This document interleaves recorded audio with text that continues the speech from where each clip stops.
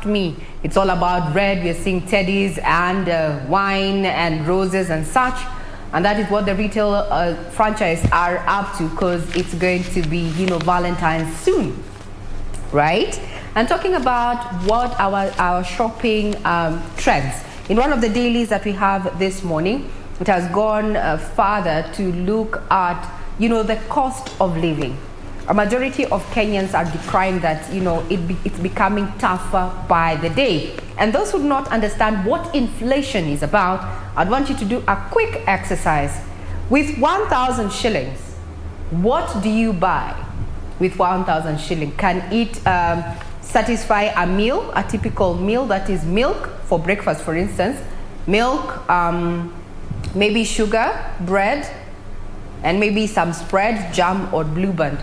Do that quick mathematics and you see what remains after you spend, or rather when you're spending 1,000 bob, either for breakfast meal or lunch or dinner, given that a majority of Kenyans, a survey indicates that they go with 2 meals a day. That we're going to be discussed as we focus on In the Headlines, that will also be focusing on matters of politics. So what next? Now we hear there's a resounding warning from none other than Martha Karua to the Oka campaigns. Now the entry of Martha Karua, how does it change the political matrix? That is going to be discussed as we progress with this particular show. Just to remind you that we are open to your feedback. And it's a full team this morning. One of us who had gone to upgrade, so to speak, you can see her, Lady Jane, is back. And is the latest graduate in this particular team. So maybe Victor, we can give the honors to the latest graduate. Just, say hi. Fantastic. It's been 2 weeks away. She went to rejuvenate her brain power, and she's back, rejuvenated, strong. Talking about Jane. How was classwork after several years of missing those 4 corners? Let me tell you, the first 2 days, you feel like giving up? It's a struggle. 8 a.m. to 6:30 si mchezo. Yes. But we did it nonetheless. It is very interesting to go back to school after being away from school for such a long time, and especially when life evolves, you wear different hats in different spaces. Yeah, you're a different season altogether. You're not just a student at this particular point. At this point, you are a parent, you're a student, you are an employee, you are an employer somewhere. So it's interesting going back to school. I respect wale wanatukanga kazini wanaenda kusoma tena evening classes. Gumbaru si mchezo. Adult learning is not a joke, but nonetheless, we appreciate the opportunities. I'm back. In case you missed me, Jitawa Jenwa Boywa Kefira. And call me Victor Lo, and welcome to the program, broadcasting live from the Broadcasting House. How was your weekend? We're going to be talking about politics and what happened. Of course, Raila Odinga and Deputy President William Ruto continued with heightened campaigns. And of course, the month of February is going to be an interesting one, politically speaking. We are going to see more defections and party hoppings taking place, as well as 9th of this month is the deadline for all the civil servants to resign if you want to plunge into politics. And most importantly, the voter registration ends on 6th of the next month. That is February. So take your time, rush there, register as a voter, and remember it counts at the end of 9th of August 2022. Karibu tena to the show. My name is Victor Lo. Dorina Range Okelo. Jen, you is back like you never left. I never left. And how are you feeling? You've been given the powers to do what? To confer knowledge. Yes.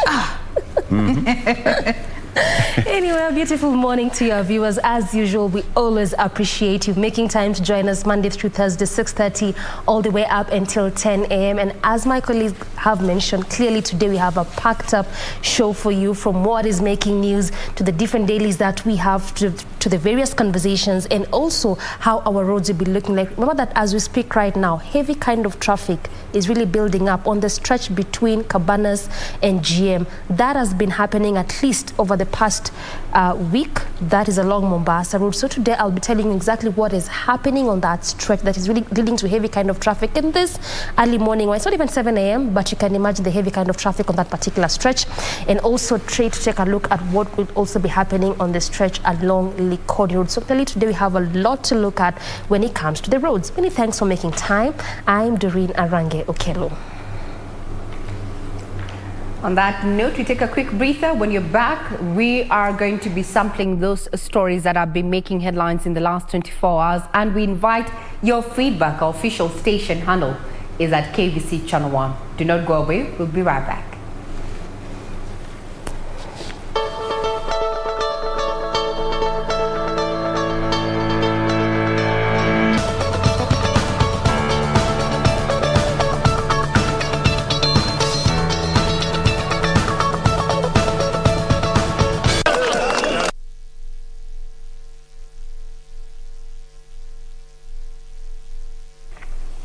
Good morning. If you're tuning in, I'm Regina Manyara, and this is Good Morning Kenya, where we bring you up to speed the stories that have been making headlines in the last 24 hours that are equally available on our website, www.kbc.co.ke. But if you're not online and you're watching, well, let's do this together this Monday morning. We start off with matters politics, where Deputy President William Ruto has hit out at ODM leader Raila Odinga, accusing him of political mischief. Ruto claims that Raila has failed to keep the promises he makes to his political allies, and as such cannot be trusted by Kenyans. Ruto, who was speaking in Limuru, Kiambu County, exuded confidence in the political partnership between UDA, ANC and Ford Kenya. Deputy President William Ruto was in Limuru, Kiambu County Sunday, sustaining his campaign for the 2022 general election. Round 1 na 70%. It was while here that Ruto warned Kenyans against trusting ODM leader Raila Odinga, whom he accuses of political mischief.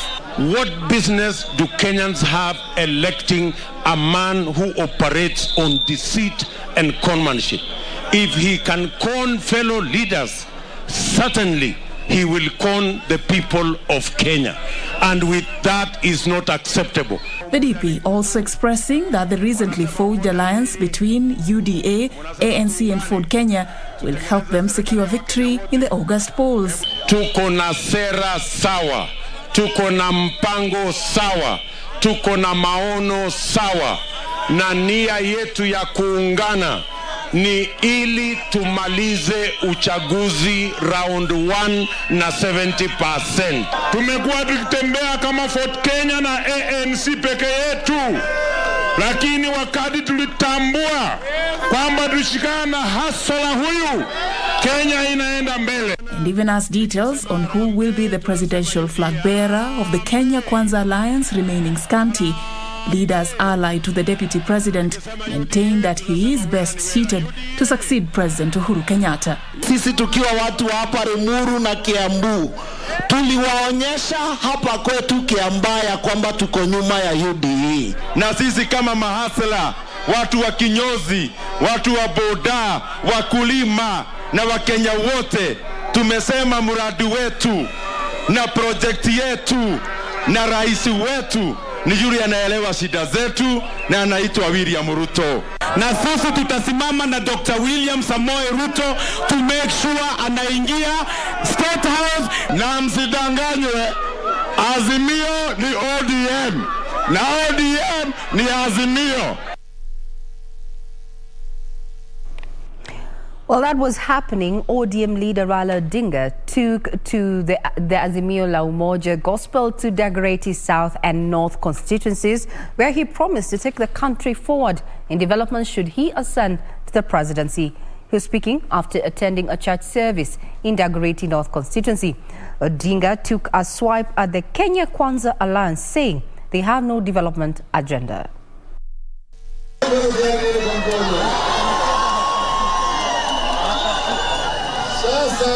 The Azimio la Umoja Brigade pitched camp in Dagoretti North and South constituencies, where they preached the unity gospel. ODM leader Raila Odinga promised to look into the health sector, youth unemployment and rural industrialization if Kenyans elect him president in the forthcoming general elections. Tunataka kwenda kama vijana wetu wanapata kazi. Wakipata mafunzo, wapate kazi kwa maana. Sio kazi ya kusukuma wheelbarrow. ODM allied leaders pledged their support for the presidential hopeful, saying the country will be safe under Odinga's administration.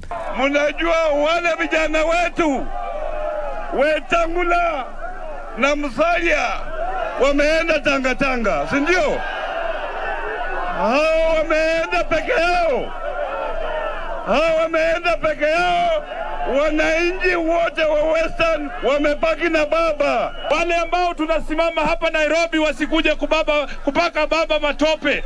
Tunataka watu wenye maadili, watu wenye wanaweza kufanya kazi, watu ambao wako suitable kwa zile kazi ambao wanaitisha. Na sisi tunasema vijana, kina mama, wa baba wako nyuma yako Dagoretti North. Odinga further took a swipe at the Kenya Kwanza camp, saying their agenda isn't economically viable.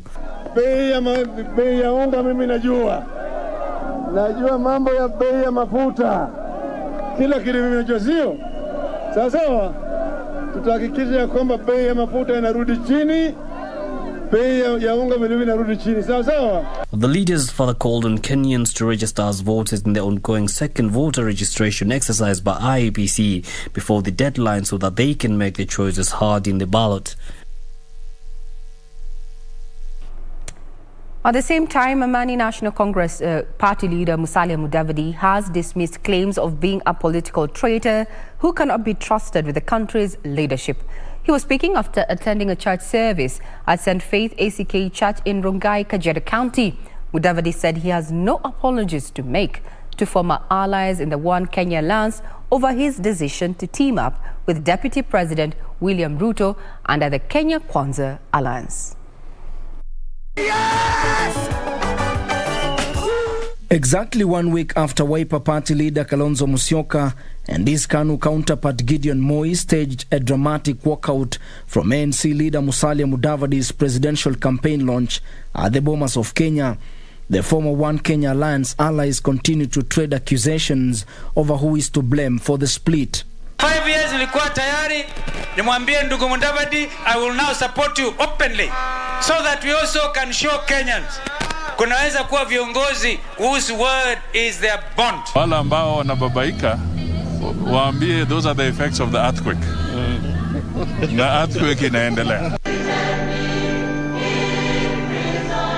However, speaking after a service at St. Faith ACK Church in Rongai, Kajiado County, NC party leader Musalia Mudavadi faulted his former allies for labeling him a political betrayer in forming a new alliance with Deputy President William Ruto. We had broad consultations and we made our pronouncement when we were at the National Delegate Conference in broad daylight, not at night, in broad daylight. We made it very clear that we are taking a different course. We were creating the earthquake that will make Kenyans make that decision. So we did not betray anybody. Despite the former OCA principals claiming disunity and distrust slowly shredded their union, Mudavadi claimed his former allies were already warming to Azimio la Umoja movement affiliated to ODM leader Raila Odinga. The truth of the matter is that when we were engaging with some of the members who were in that OCA wing, we could see that wao walikuwa wanataka kuegemea kwa mradi wa serikali. Na wananchi hawakutaka mradi wa serikali. Wanataka wachague viongozi wao. So I stood with the people. Effects of the earthquake there, says ANC party leader Musalia Mudavadi. On the other hand, OCA Alliance has ended the weekend with an assurance to its supporters that the union is still strong despite the exit of Musalia Mudavadi and Moses Wetangula. It is now clear that NARC Kenya party leader Martha Karua has moved in to fill the void created by the exit of Musalia Mudavadi and Moses Wetangula from the One Kenya Alliance. I will be able to work for Kenya Kirinyaga while continuing to give my services also to the nation of Kenya. Na wauliza sisi sote viongozi muangalie mwenendo wa kila mmoja wetu. Wale tumekuwa kwa uongozi kwa muda mrefu, kila mtu anajulikana. Kama kila mahali unapitia bora na kuomba tusichague mtu wa aina hiyo. We stand for true leadership na Mother Karua. Integrity in leadership. Ndio tumekuja hapa tuambie hiyo. Wangapi wanaruhusu Mother aungane na ndugu yangu Gideon Moi na mimi tuokoe Kenya? Wangapi wanakubali? After dancing to the tunes of Blossoming Alliance in Machakos on Saturday, the concert shifted base to Karua's backyard on Sunday. Nak Kenya! Nak Kenya! Here, OKA remained defiant that the so-called earthquake had indeed strengthened its resolve to make Kenya a better country come August. Hii kura ambayo itakuja, the national elections, hatutaki tafadhali ati tuende round 2. Hakuna round moja. Round ya kwanza tumalize. Round ya Oka, we will continue. It is stronger now. Unajua ndugu wengine walikuwa wanauliza na mimi wanasema wale ndugu walituacha. Whom can you trust? Wakaenda usiku wakatuacha. The leaders tore into Deputy President, accusing him of deserting the head of state. Badale wewe mwadalifu kwa kiongozi wa nchi mwenye instruments of power, unamwadama, unamtukana, na wewe ni deputy yake. People with a record of corruption, a record of abusing and mismanaging public resources. Even if they promise you heaven, with what are they going to fulfill their promises? Mother Karua's entry into the One Kenya Alliance is seen as a shot in the arm for the political union that has struggled to find its footing in the race for State House.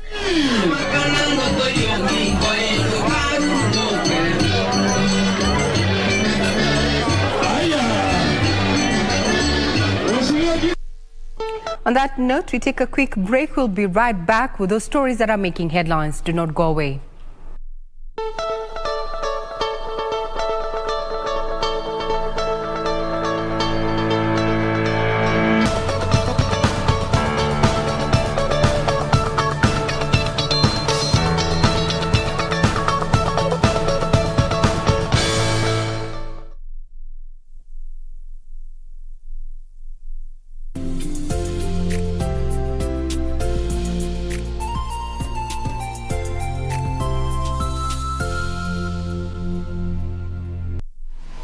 Log on to the KBC website at www.kbc.co.ke to get the latest breaking news, entertainment, sports, politics, lifestyle or business trends from Kenya and around the world. Never miss new episodes from your favorite TV shows, reruns and movies. Just stream online or watch live on your YouTube channel at KBC Channel 1 TV shows. For the day's biggest stories, trustworthy news and family entertainment, log on to KBC Channel 1. Watch what you want anytime, anywhere.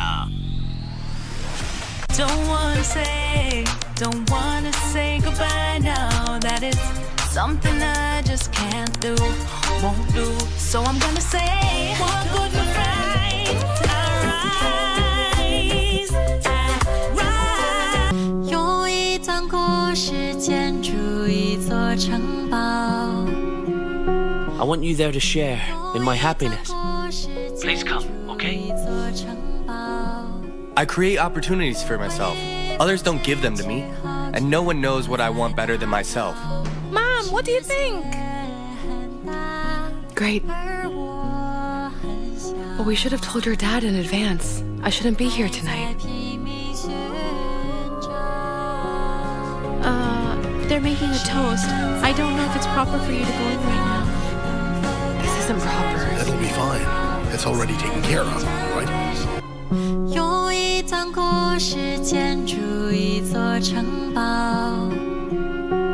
回忆放进去后就不再打扰。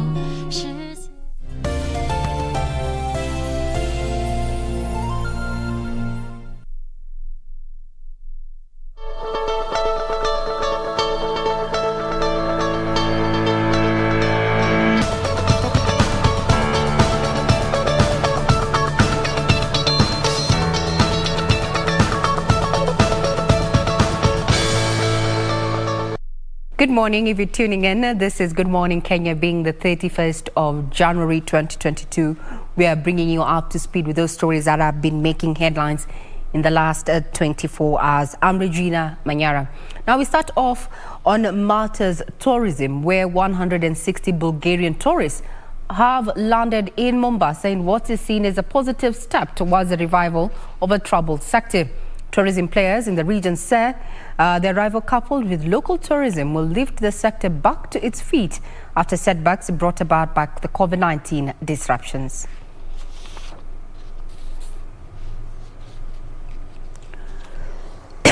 Kenya Tourism Board Marketing Director Fred Okeo said the arrival of the flight gave a ray of hope to the struggling tourism industry. There were those restrictions, but they went out of their way to show confidence.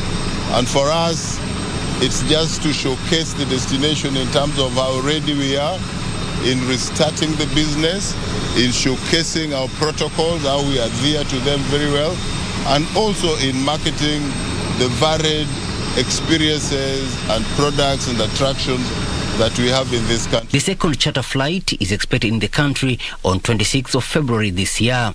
Pullman's Tours and Safaris Managing Director Mohamed Hersi said Kenya is now looking to tap into Bulgarian market, which remains untapped. Hersi noted that the government is committed to revamp the tourism sector through upgrading of aviation facilities. The appeal we are making to government is to reinstate the charter incentive scheme. We need it now more than ever before. It costs nothing less than $1 million to put a flight, on a route, on charter. So the investment is heavy. And then number two, we also asking government to really support scheduled flights to come and land on this newly refurbished airport. The Bulgarians, some of whom are visiting Kenya, said the country offers some of the best natural attractions in the region. We decided to make this first charter flight to Mombasa because this is a new destination for Bulgaria. And the people want to come, to see, to go on safari, and to go in the beautiful beaches. From Mombasa County, I'm Michael Mondiga. The tourism sector has been worse hit doing, to reduce travel restrictions, travel restrictions owing to COVID, but now with the resumption of cruise tourism, indeed that is a positive turn, so to speak. But now moving away from matters tourism, the Defence Staff College Commandant Major General Peter Njiro has called on Kenyans allied states to strengthen their cooperation for unity and progress of the region. The commandant spoke during the Defence Staff College Cultural Day at the Staff College in Karen that saw 10 African countries, among them Kenya, showcase their rich cultural artifacts, meals and traditional dances.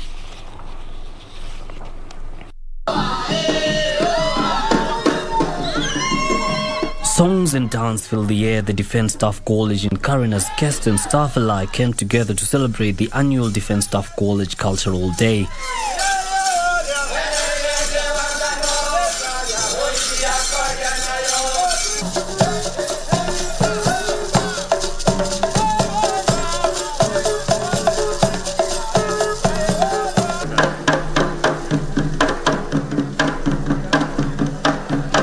Kenya and its allied state officers trading their military uniforms for their cultural outfits.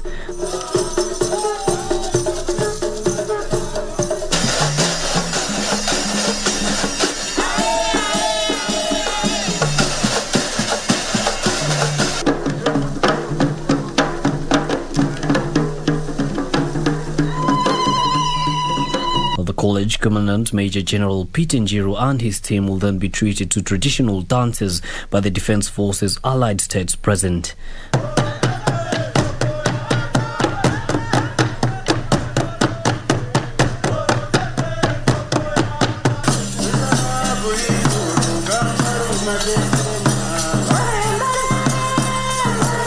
Oh, this one is maize, but it normally, it's corn. The team then took turn visiting the country's tents for an optical buffet of artifacts and meals that the respective countries are best known for.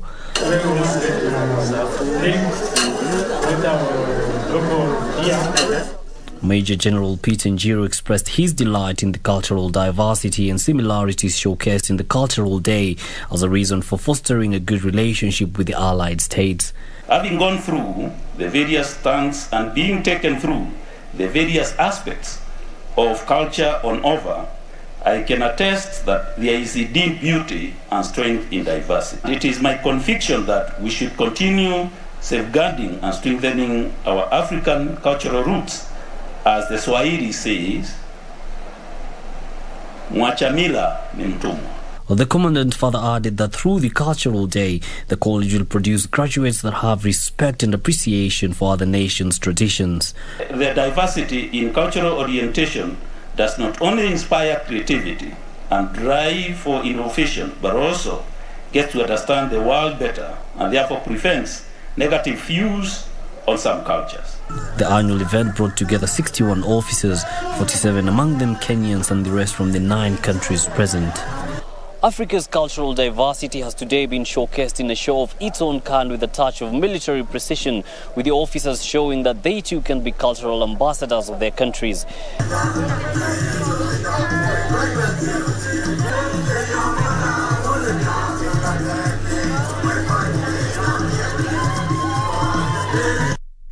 Okay. Yes, Mwachamila ni mtumwa. Now on to matters conservation, where residents and conservationists in Kiambu County celebrated the World Wetlands Day in the annual Ondiri Wetland Conservation Run. Now the run, which was graced by the county governor, aims at raising awareness as well as resources towards conservation of depleted wetlands in the country. Kiambu County government plans to launch a master plan to ensure the conservation of Ondiri Swamp in Kikuyu. The swamp, which provides clean water and is a source of livelihoods for residents of Nairobi and Kiambu, is under threat due to massive pollution and encroachment. Speaking at the annual Ondiri Wetland Conservation Run, Kiambu Governor James Nyoro said that they have put in place plans to rehabilitate the wetland and make it a tourist attraction with bird watching, ziplining and a nature walk. On our part, as the county government of Kiambu, we are working closely with the Friends of Odire and all the residents to make sure that we observe what it takes to maintain this wetland. We have come up with a master plan. In fact, we have a budget and we have a plan to make sure that it is not only a wetland, but we will make it a tourist destination. The Friends of Ondiri Wetlands, who organized the run, emphasized the importance of conservation of the depleting wetlands. Counties were also urged to work with local communities to protect wetlands from land grabbing and pollution. The event was held as a build-up to the World Wetlands Day, which is celebrated on the 2nd of February. And wetlands are disappearing 10 times faster than forest. And our appeal to the world is that, and to the communities of the world, is that we need to give more attention to the wetlands. We want to call upon the county governments that have wetlands, that they should actually desist from having those wetlands as wastelands or damming sites. Very well said. Now let's go down to Meru County, where the county has intentions to convert the home of freedom fighter Field Marshal Musa Mwariama and his graveyard into a historical tourist site. Mwariama is among the freedom fighters whose survival tactics gave the colonial masters a hard time as he eluded their attempts to capture him. Nancy Okwara with the details.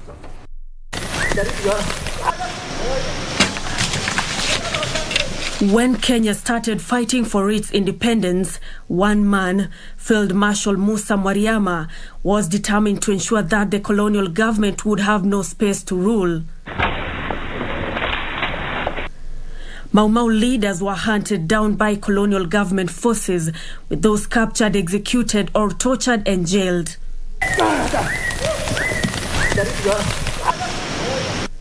But Mau Mau fighters' resilience to the cruelty kept the independence struggle alive. Field Marshal Musa Mwariama was one of those fighters. According to Brigadier Joseph Mwenda, who used to be his bodyguard, there were 4 layers of security to guarantee his safety and that of his command base at any given time. Mwariama nilikuwa ninamwangalia kama bodyguard wale wengine. Hakuna mtu angerejea karibu na yeye bila kujua huyu ni nani na anakuja kufanya nini na yeye. Tukafanya akili na mariba mpaka tukaona wakoloni wameshoka na sisi. Mwenda says several people had to taste his food to ensure he was not poisoned. Tulikuwa tunaletewa chakula na watu wetu, na Mwariama akifikiwa na hiyo chakula lazima tupatie watu kama 3-4 tuone kama inashinda. Tukiona ni sawasawa anakula. He recalls how soon after independence, Field Marshal Mwariama and 8 of his men were hosted by Mzee Jomo Kenyatta at his Gatundu home, where he presented Mwariama with a Kenyan flag and reassured him that the nation was now free. Kakaa miaka 12 msituni na akatokea akiwa na maaskari. Yeye ndiye alitokea akiwa field marshal akiwa na askari, alikuwa na askari 2000 kwa msitu. Yeye mwenyewe ndiye alikuwa mtu wa kwanza kupatiwa bendera ya Kenya, akaambiwa bless hiyo bendera.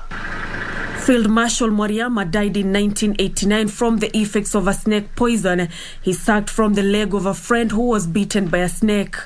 Wakati Mwariama alikufa hapa, ni minista wawili walikuja hapa. Wengine wote hatukuwaona. Sasa miaka tumemaliza 58. Hiyo miaka 58 hakuna kitendo, hakuna nini.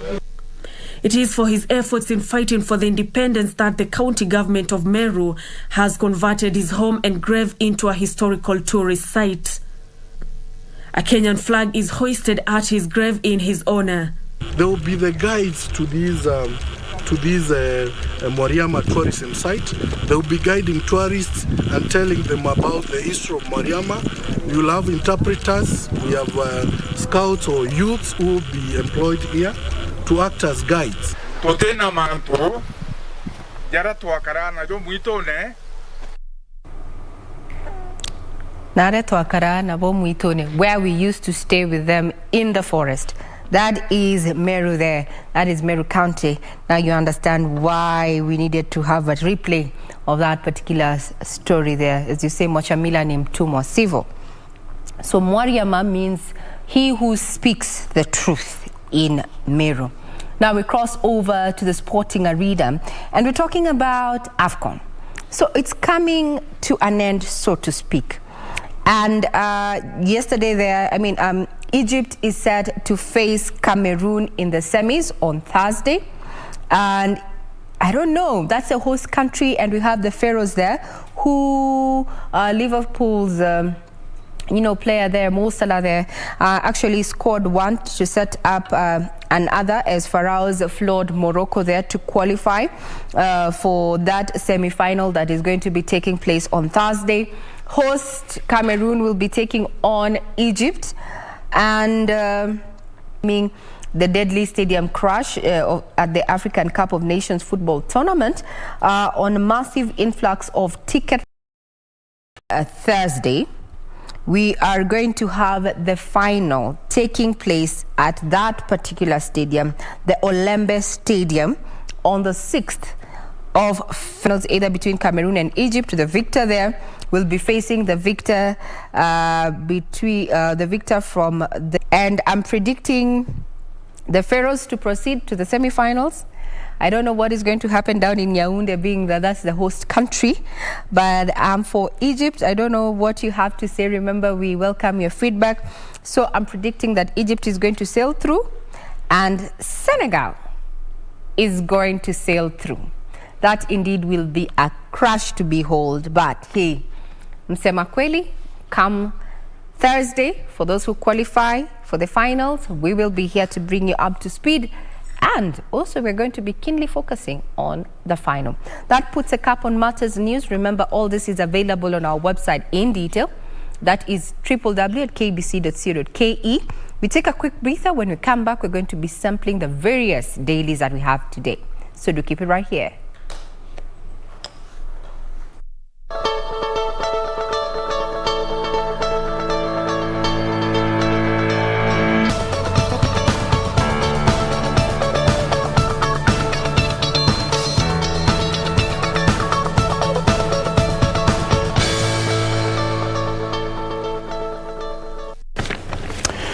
All right, so let's take a look at some of the stories that we have here on our local dailies. I have the Star newspaper on the front page. Issues shaping Raila Ruto State House race. Issues shaping Raila Ruto State House race. Economic revival. Unity of Kenyans and corruption top campaign messaging. And now the duo are locked in vicious fight over the fate of Uhuru's Big Four agenda. Economic revival, unity of Kenyans and corruption top campaign messaging. That was on the front page of the Star newspaper here. And very quickly on to the other page. Something that is quite different from politics. Stay put, not to teachers in violence-prone zones. Union officials cautions politicians against funding violence. The teachers working in areas prone to violence, post-election violence and terror attacks should not be worried as the government has strengthened security, according to NAT.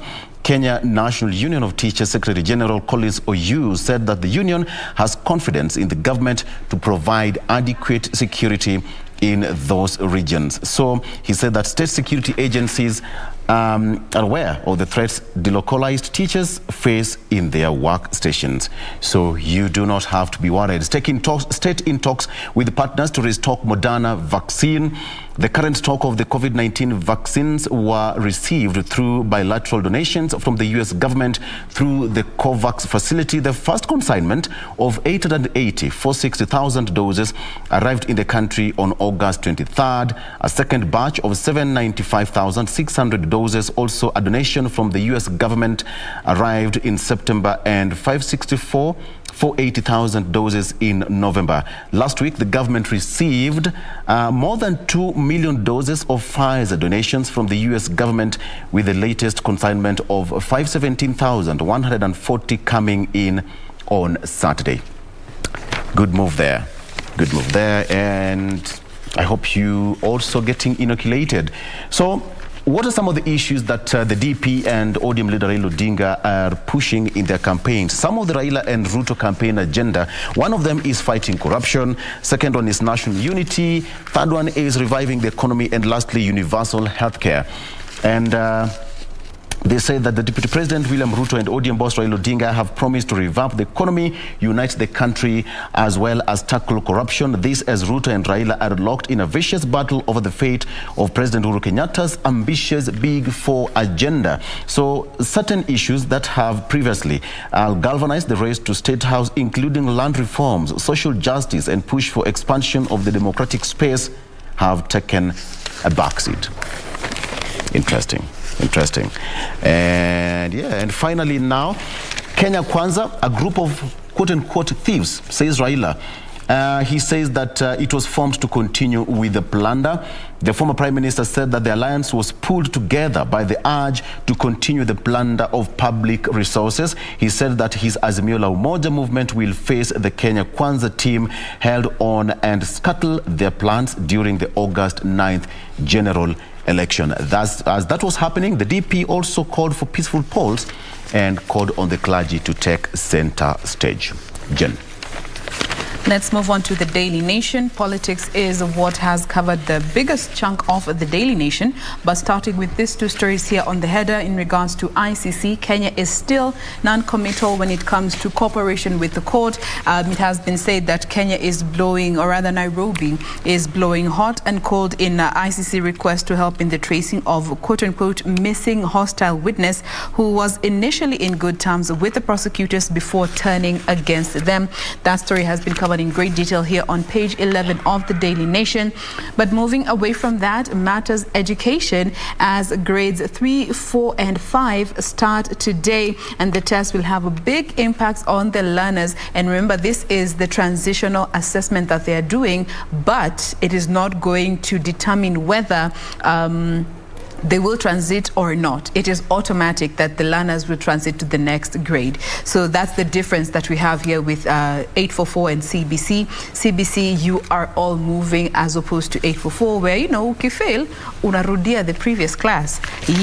But now coming to the main read, the big headache, and this is in regards to the political parties law that was introduced, or rather that introduced the concept of coalition parties and joint nomination.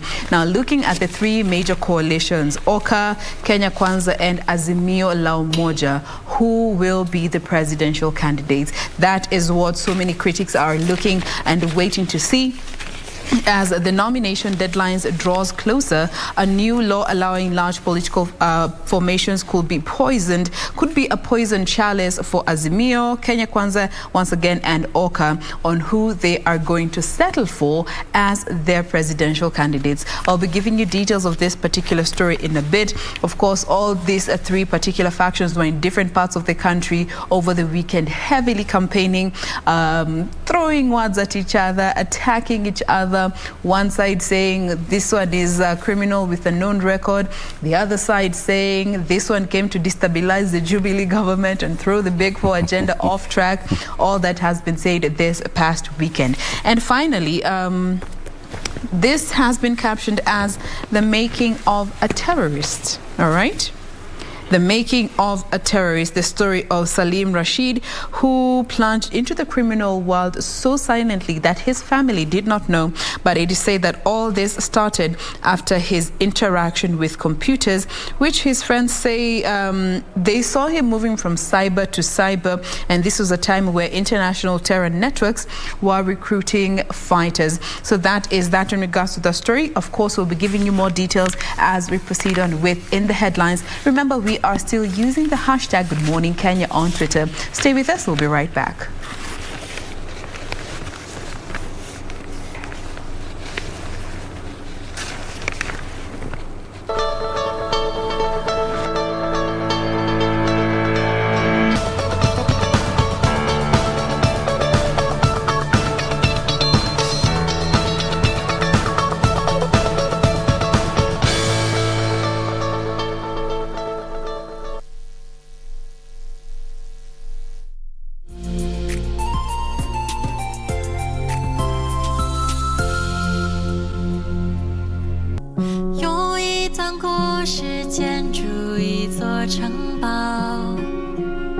I want you there to share in my happiness.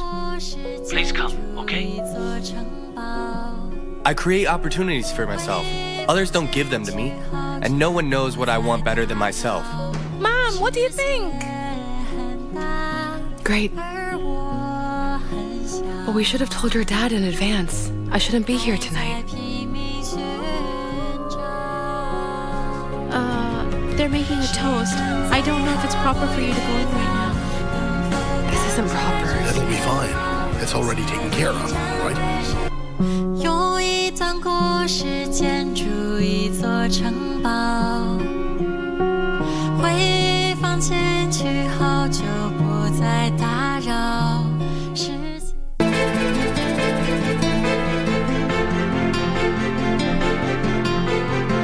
Ungetupa chetu, hiyo tamaa ingekuwepo. Hiyo tamaa ndio iliwafunga macho nyinyi mpaka mkaa hamkuwa tayari. Siku yako itafika tu. Sikutarajia kuwa utapata ujumbe wangu. Kabisa hawawezi kuona. Tatizo liko wapi? So yeye ndo macho yangu huko mjini. Na nikifanya mzaa hata nitakupoteza peupe. Sasa akili kichwani mwako. Kwaheri.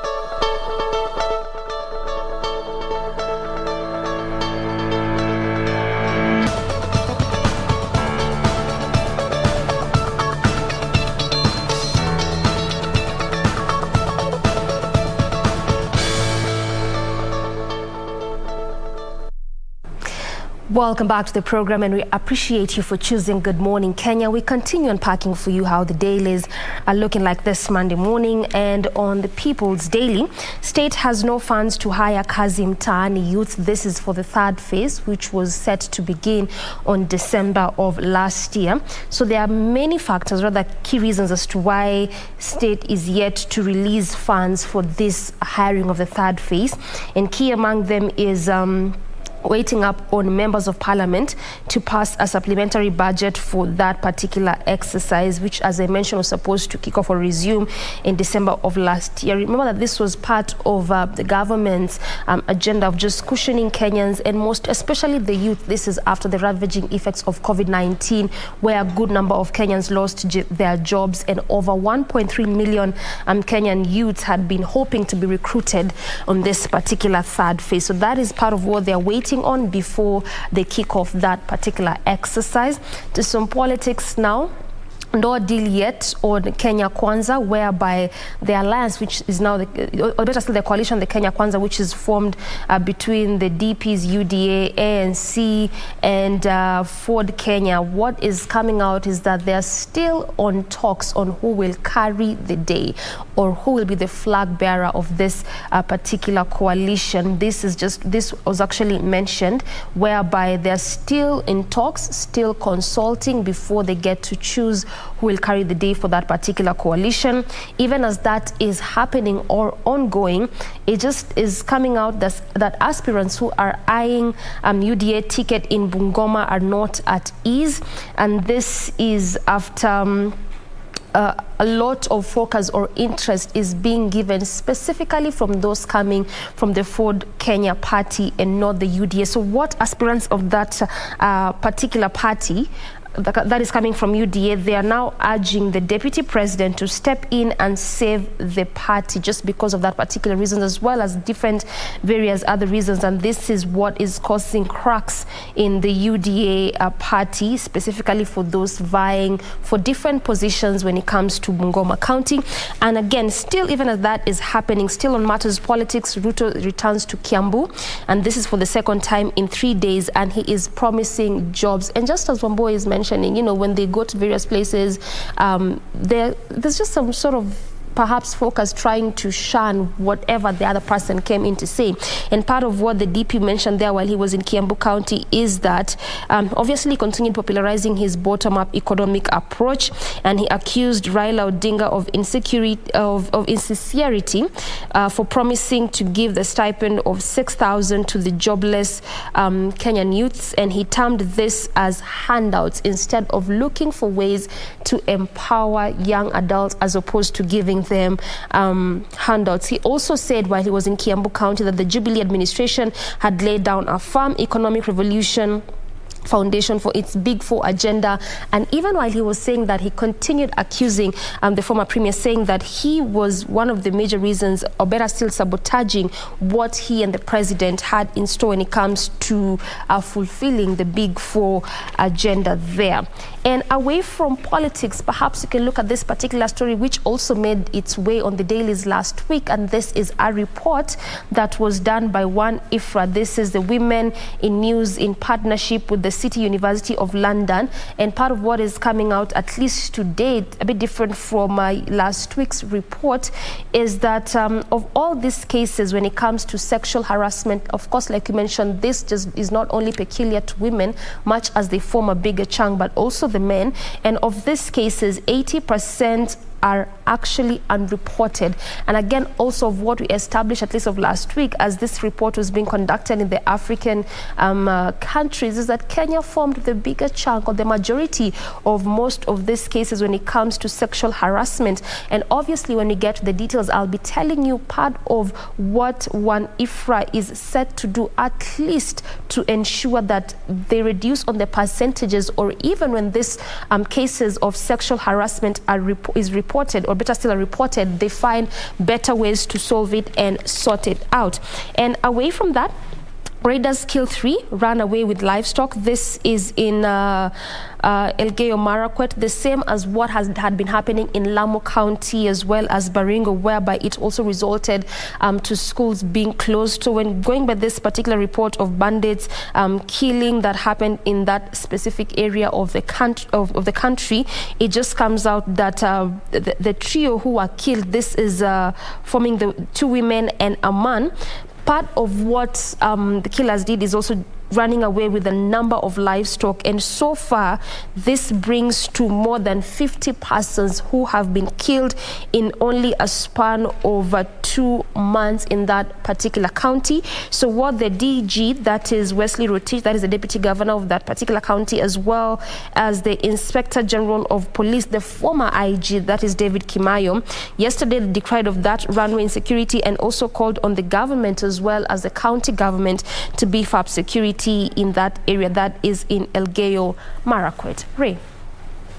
Now, the front page of the Standard has taken somewhat a different turn, touching a little bit on matters politics, but giving a lot of emphasis on the high cost of living that is tormenting Kenyans.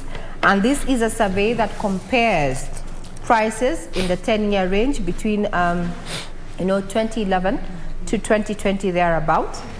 And I don't know about you, but would you recall how much you paid for a kilo of beef with bones in 2011? Let's start off with Victor. Can you remember how much you paid for a kg of meat in 2011 with bones? We're not talking about steak. Wow.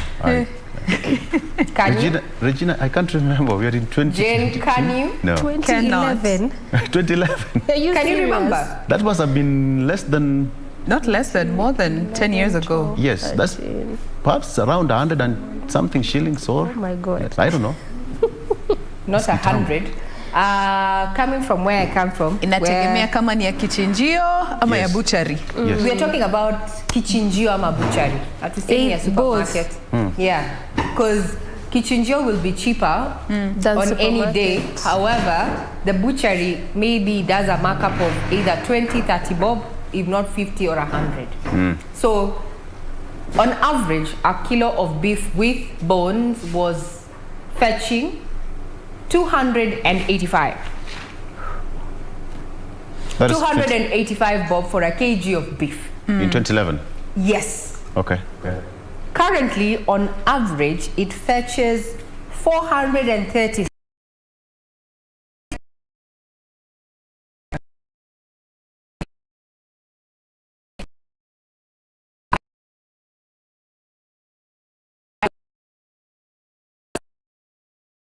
Changed in the last 10 years. According to this particular report, it indicates that that particular commodity beef, the price change has been of 53.3% upwards. To just bring this to a close as we talk about the story, the rising prices of basic goods are eating into Kenyans' families. And here is a statistic on the front page that 53% of us, of Wanjiko, of Kenyans, are living in multi-dimensional poverty. Multi-dimensional poverty. You can afford this, but you can't afford that. For you to get this, you have to substitute or let go of X. Basically, we are balancing what is priority, what is not, what do I need now, what do I need the following day, and such. And the figure that we have now, 5,995. Any worker earning less than 5,995. Let's give it a round of figure, 6,000. 6,000 has been adversely mentioned in the political campaign. But now we're talking about matters of cost of living. Anyone who is earning below 6,000 bob, that is 5,995, and in living in town, urban and peri-urban, is living below the poverty line. And you know, Regina, this is in line with the research that was put up the first week of this month, January, looking at, or rather redefining what living under the poverty line is not just about your financial or purchasing power.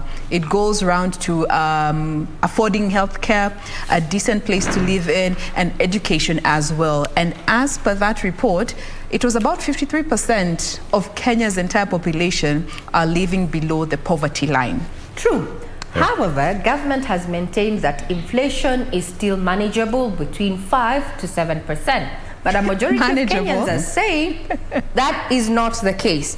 So other than just report that has been compiled, heavily from the Consumer Price Index by the KNBS, Kenya National Bureau of Statistics, it indicates that a typical Kenyan spends more on airtime than on maize and wheat flour and bread combined.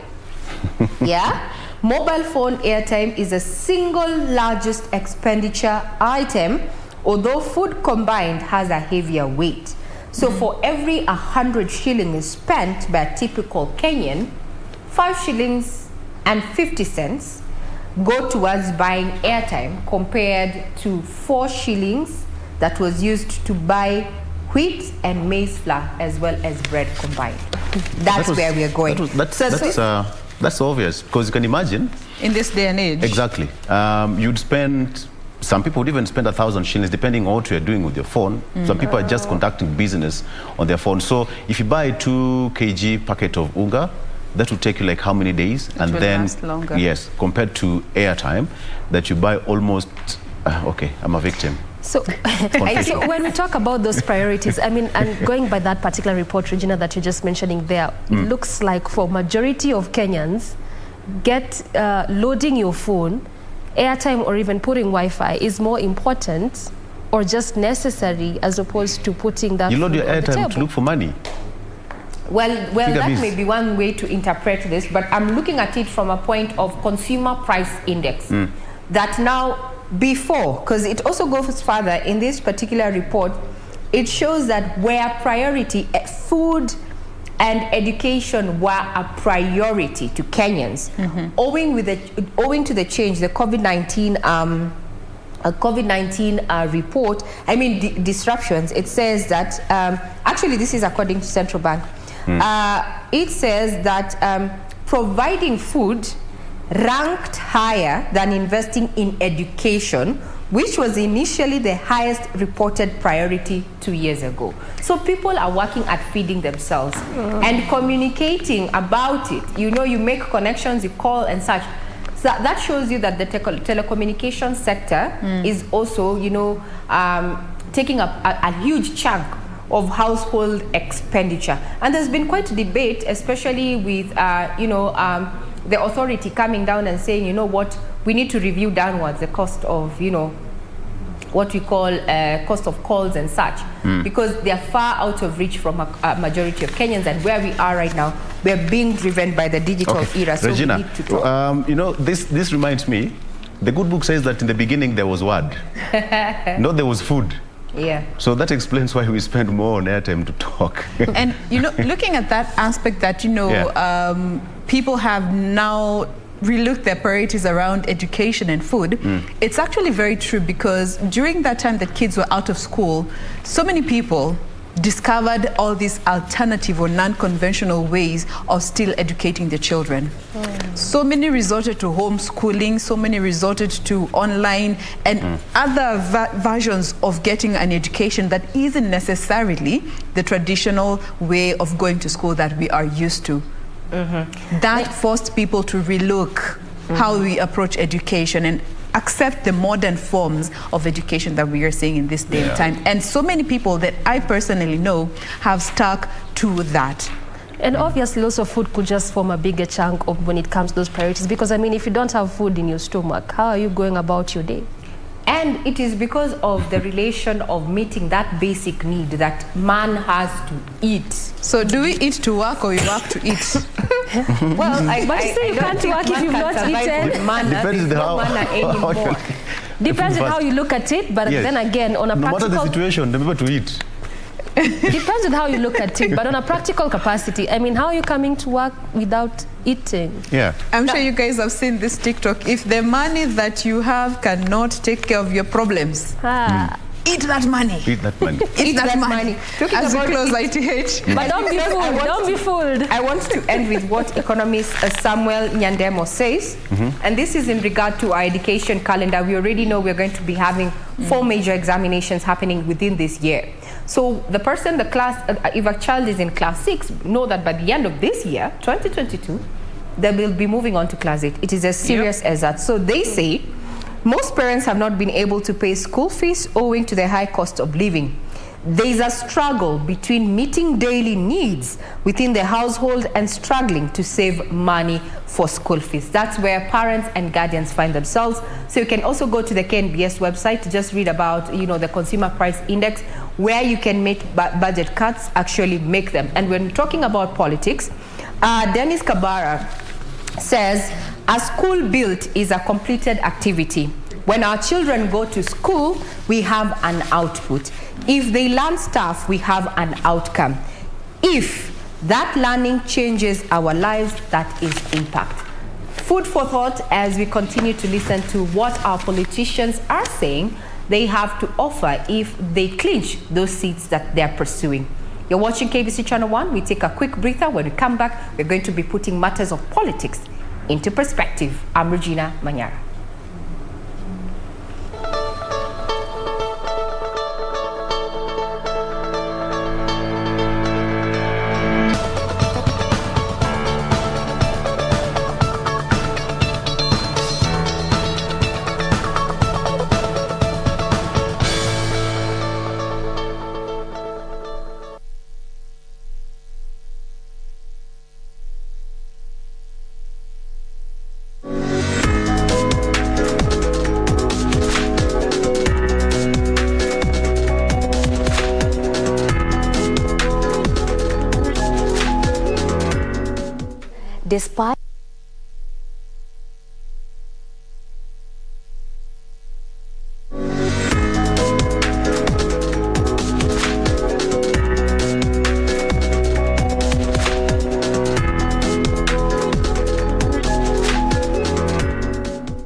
Despite the development of kitchenware, cookware using modern technology, the art of pottery is still gaining popularity.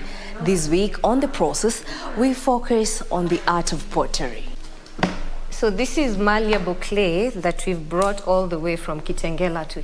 First things first, malleable clay, meaning foldable, is acquired. So we take the clay through a process, we sieve it, get some very nice lip which doesn't have any impurities like sand or any roots, and then we dry it on our ceramic beds and get very malleable clay. So we cut clay using a wire cutter. To mold a piece, the clay is cut into the required size and then transferred to the potter's wheel. To remove off all the air bubbles. While at the wheel, it is wedged to remove all the air bubbles. After that, it is then put on the potter's wheel through a process called throwing, where it is then dampened to reduce friction before centering of the clay commences.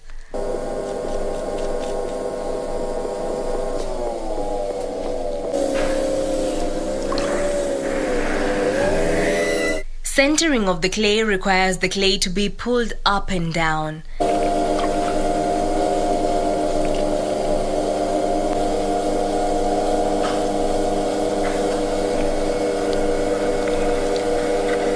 Or center the clay by even adding water just to reduce friction. We pull up the walls, open the piece, pull up the walls, and then we get the desired shape that we want. And by doing this, the clay is centered.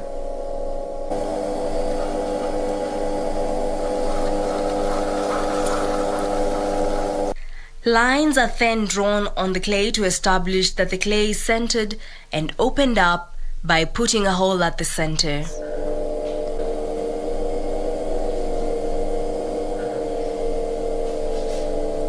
So all the lines were well centered. So right now I'm opening the piece.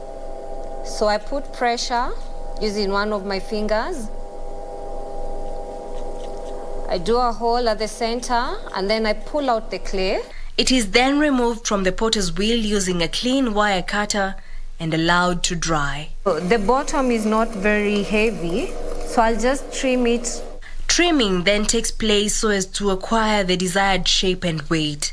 Trim the pieces so that we can get the desired shape as well as the desired weight. We don't want very heavy pieces or a little bit of faulty pieces, either on the rims or even on the final piece. The pieces then undergo a drying process by letting them sit out.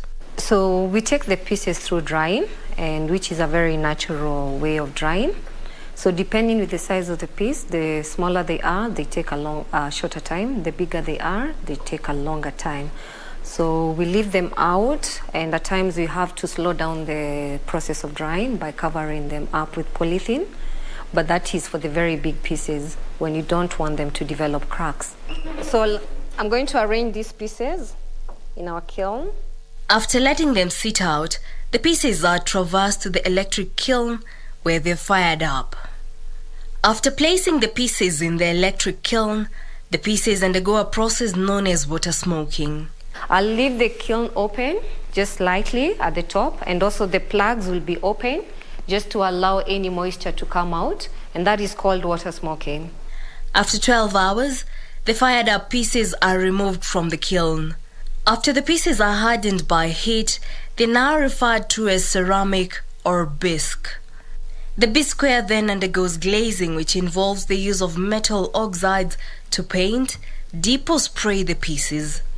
After glazing, the pieces are then returned to the electric kiln and heat up so as to achieve the final product. Very safe metal oxides. So we either dip, we spray, or repaint the pieces. And then we get our glazed pieces like this. This is a glazed piece, which we are going now to return back to the kiln. Fire it for like 12 hours at a higher temperature of 1100 degrees Celsius, and now get the final products. The final products are now ready for market. Jackie Wambiru, The Process.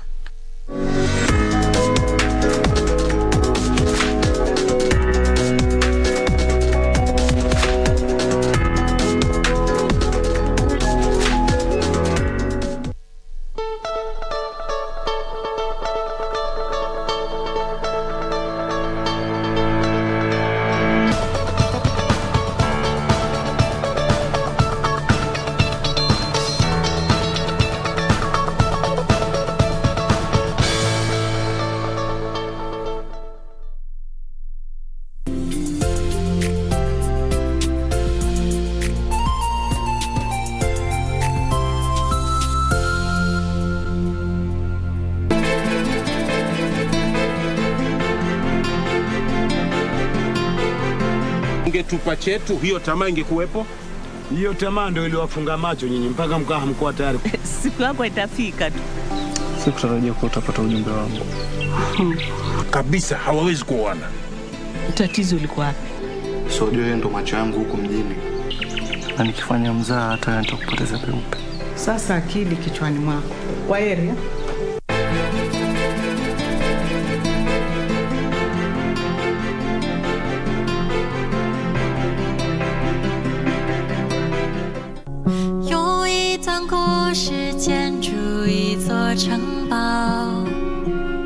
I want you there to share in my happiness. Please come, okay? I create opportunities for myself. Others don't give them to me, and no one knows what I want better than myself. Mom, what do you think? Great. But we should have told your dad in advance. I shouldn't be here tonight. They're making a toast. I don't know if it's proper for you to go in right now. This isn't proper. It'll be fine. It's already taken care of, right?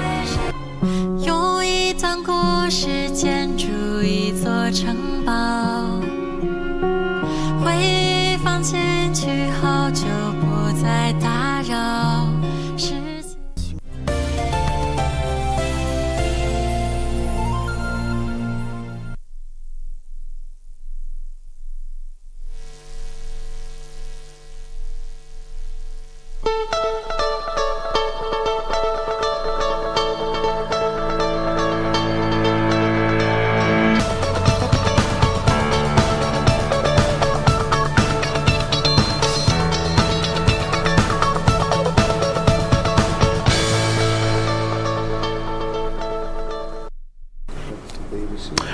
All right, still broadcasting live from the broadcasting house. Now it's time to look at what's happening in the political field. It's Eye on Politics. My name is Victor Olo. We want to take a look at some of the stories that shaped the political arena over the weekend and even the past week, and of course look ahead on what you should expect. As I said earlier, the month of February is going to be an interesting one. One, we are going to have defections.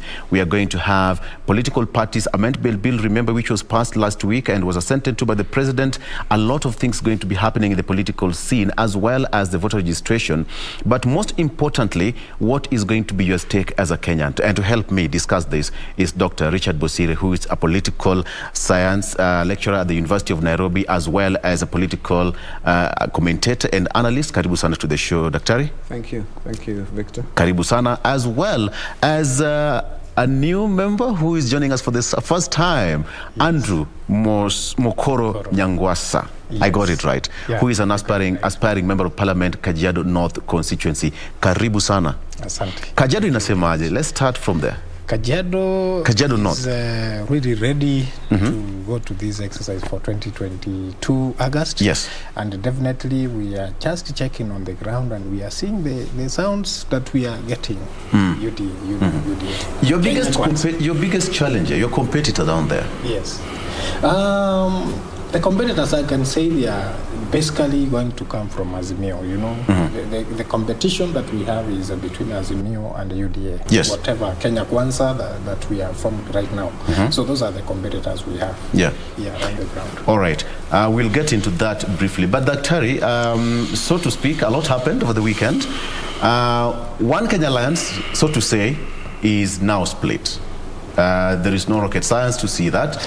That happened last weekend when Mudavadi and Wetangula made their way out of the outfit. So what we're seeing right now is a more rejuvenated principles. One, the other team is trying to prove a point and the other side is also trying to prove a point. What do you make of that? Because we are seeing a more rejuvenated Musalia Mudavadi.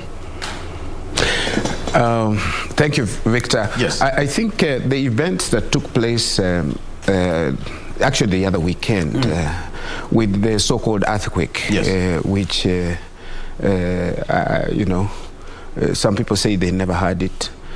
Oka actually lost one key member, Musalia Mudavadi, as well as actually Wetangula. But Musalia was the key member who was lost, who left. And again, Oka has gained yesterday from the events of yesterday or this weekend. Actually, the entire weekend, all the way from Friday. Yes. Yes. So Oka has been also rejuvenated and actually receiving leaders like Mother Karua who came in, and they're saying they're preparing to give a country a shock. That's what it was on the papers. Yeah, give us a big shock. And actually, it's like Musalia's departure from Oka has also brought energy into Oka itself.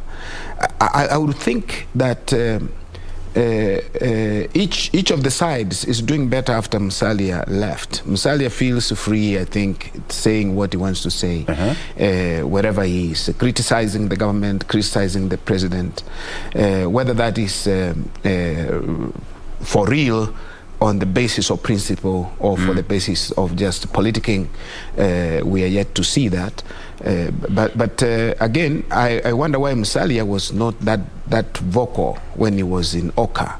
Yes, because in the span of 1 week. And rejuvenate himself in Oka and actually present himself as the alternative, the one to take over Oka's or to be nominated in Oka. He should have done that. Could it show that there was a lot of disquiet in the Oka outfit? Oka had the issues, internal issues among themselves. And I think we saw it when Musalia could not attend some of their meetings, the latest one in Naivasha. Their meetings. I think it seems like Musalia was the weak link in Oka. Once he has left, we can see Oka really rejuvenated. Yes. Definitely one could feel like when a certain person has left, all of a sudden the institution becomes vibrant, then you can say perhaps he has been the impediment to give Oka the right direction. And I think now Oka, Kalonzo Musyoka is poised to popularize the Oka coalition. Yeah. And actually, if we go by what happened yesterday, it's going to receive more and more people that cannot fit in either UDA, now called what? Kenya Kwanza Alliance, and Azimio. Yes. Those who cannot fit there are likely to go to Oka, which is a third way, so to speak, a third way to approach the elections. Andrew, it's interesting because it seems that the other side of UDA lessened that baggage from One Kenya Alliance. Yes. Let me first say this. UDA has been having support all around the country, and this time around, with the coming of Musalia Mudavadi, it is even gaining more strength and power to move going forward. What I can say is Oka now, what remains in Oka is a share. I can tell you why Mudavadi was not able to talk or criticize the government. We all know Oka is curtailed by the government, and it is curtailed in a manner that you can even you yourself tell. It is actually the problem that Musalia saw in Oka, that he is not able to speak his mind, is not able to come out clearly and speak his points. That is why he had to leave. And you see, the government also, in other ways, it is controlling. It's controlling Oka in all the activities. That's that is what we see from what we see. I wish Andrew gives evidence. Yeah. Yes. Now, the first evidence can be Gideon Moi. Gideon Moi is somebody who is supporting Raila Odinga. And if he's in Oka, the government is supporting the other side. If he's in Oka, then he's trying to micromanage Oka. And I can tell you, just to watch this space, once the political parties amendment bill starts working from 9th of February, we are going again to see changes. Even Gideon Moi may leave Oka and join the Azimio, because we know Gideon Moi is in Azimio from what we see. But let him prove us wrong. When we go to 9th of February, and he still remains in Oka. So there are very many things which are going to happen this week. This week we are facing, and even the other week. But are we likely to see even other people moving from UDA? Yeah, actually, what is happening? Yes. We are not saying, we have not seen such a mass exodus from UDA, apart from one Girishi, and actually UDA is receiving more. You can see even the merger with Musalia and Wetangula, it has given them even more mileage. In fact, like yesterday, we were with Musalia at our county, at our constituency, and I can tell you Musalia is now more energized and focused and tackling issues that are affecting Kenyans. So that is what we are saying. That it's an individual. Musalia is coming out as an individual, and I think it's hypocritical. I think Kenyans should be treated with some respect. Musalia has been in government for so long. He was vice president. He was deputy prime minister. Musalia was finance minister. Yes. There's nothing, even a local government minister. Musalia has been so many of these things. Actually, he's been in government since and he's a beneficiary of his father's departure from politics. That's how Musalia came to politics anyway, to parliament. And we know Musalia very well. If you can condemn, if you want to condemn a government, previous or the current, Musalia is part of this process. We have heard corruption is major issue. When Musalia talks about corruption, sometimes I wonder, are those issues Musalia is tackling? What is Musalia going to teach us about corruption which he has not taught the UDA party leader? Hold on a second. What is it that he's going to tell us about corruption, tackling corruption, when the party leader of UDA does not mention corruption in any forum at all? That now Kenya. Let me finish my point. No, I don't need assistance. Let me finish my point. My point is, what are the major issues facing our country? We're going into an election, but we want to reduce it into personality cult, personality politics, and mire it completely, and the citizen is lost. Kenyan citizens should say exactly what are their problems. You have talked about poverty here. Yes. Poverty is an issue. The 4 points. And the poverty that we have is because of mismanagement about public resources, plundering projects, programs, people stealing from public coffers. It is corruption, number one, to deal with corruption in order for people to have even food on the table. And any leader who is coming up, any leader, to protect me, Victor, any leader coming up must actually tell us how to tackle corruption, because that is our cancer in this country. Yeah, exactly. And when Musalia, let me cut you. When Musalia, let me finish. When Musalia tells us that corruption in government, and he is defecting to the deputy president, who is still part of this government that is condemning, how do you know we are losing it? Let us focus on public interest. Let this campaign shift into providing solutions to the problem that faces the common man. But by saying bottom up and all these things, corruption is the greatest cancer. Okay. Let me give my response there. I think you have talked something which is very substantive in the Kenyan politics. And I want to tell you the first thing. If we are talking about thieves, if we are talking about those people who have been in government, tell me the three formations who has never been in government. That's the first thing. Number two, tell me who has never been mentioned in any scandal among those people. So we shouldn't talk about corruption. We are talking about corruption. Can you mention them? I can't mention them. We all know who these people are. What I'm asking here, what we have is just a narrative that we are talking about. So William Ruto is this and that, this and that. We have not talked about these other guys. We know very well that whoever has been in government, especially the people at the forefront, they have been involved in one scandal or the other. What we are saying is, we are demonizing William Ruto. No, corruption doesn't matter? No, it matters. We are demonizing William Ruto. No. But we have not taken action against him. If there is anybody who has taken an action against William Ruto, then we should be talking the same language. So you mean you want to say it's all politics? As we speak, it is all about politics. Okay. It's all about politics. That is why Musalia has decided, no, this story, we have been talking about it for so long. But it's the same no action has been taken. Same Musalia who's been investigating the deputy president against corruption. Yes, he has been talking about that. That is very clear. When did that change? But no action has been taken. By who? Yeah.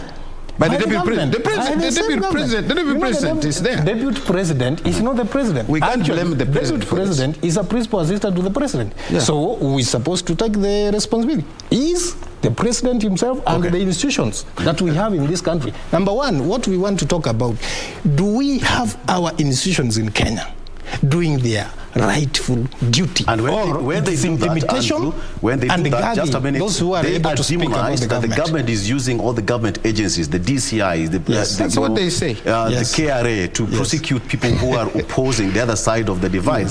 But so how will corruption and all those evils you're talking about will be fought if when they're deployed? I can tell you what is being used currently is to intimidate those who are opposing the government. No, you can't. That's not true. And I can tell you why. Victor, this is a national television. If you see, like the other day when Musalia decided to join hands with William Ruto, we started seeing those things coming on. They started talking about, I don't know, Magaburi and all that. These things have been there. What has been done? Political propaganda, yes, Dr. Yes.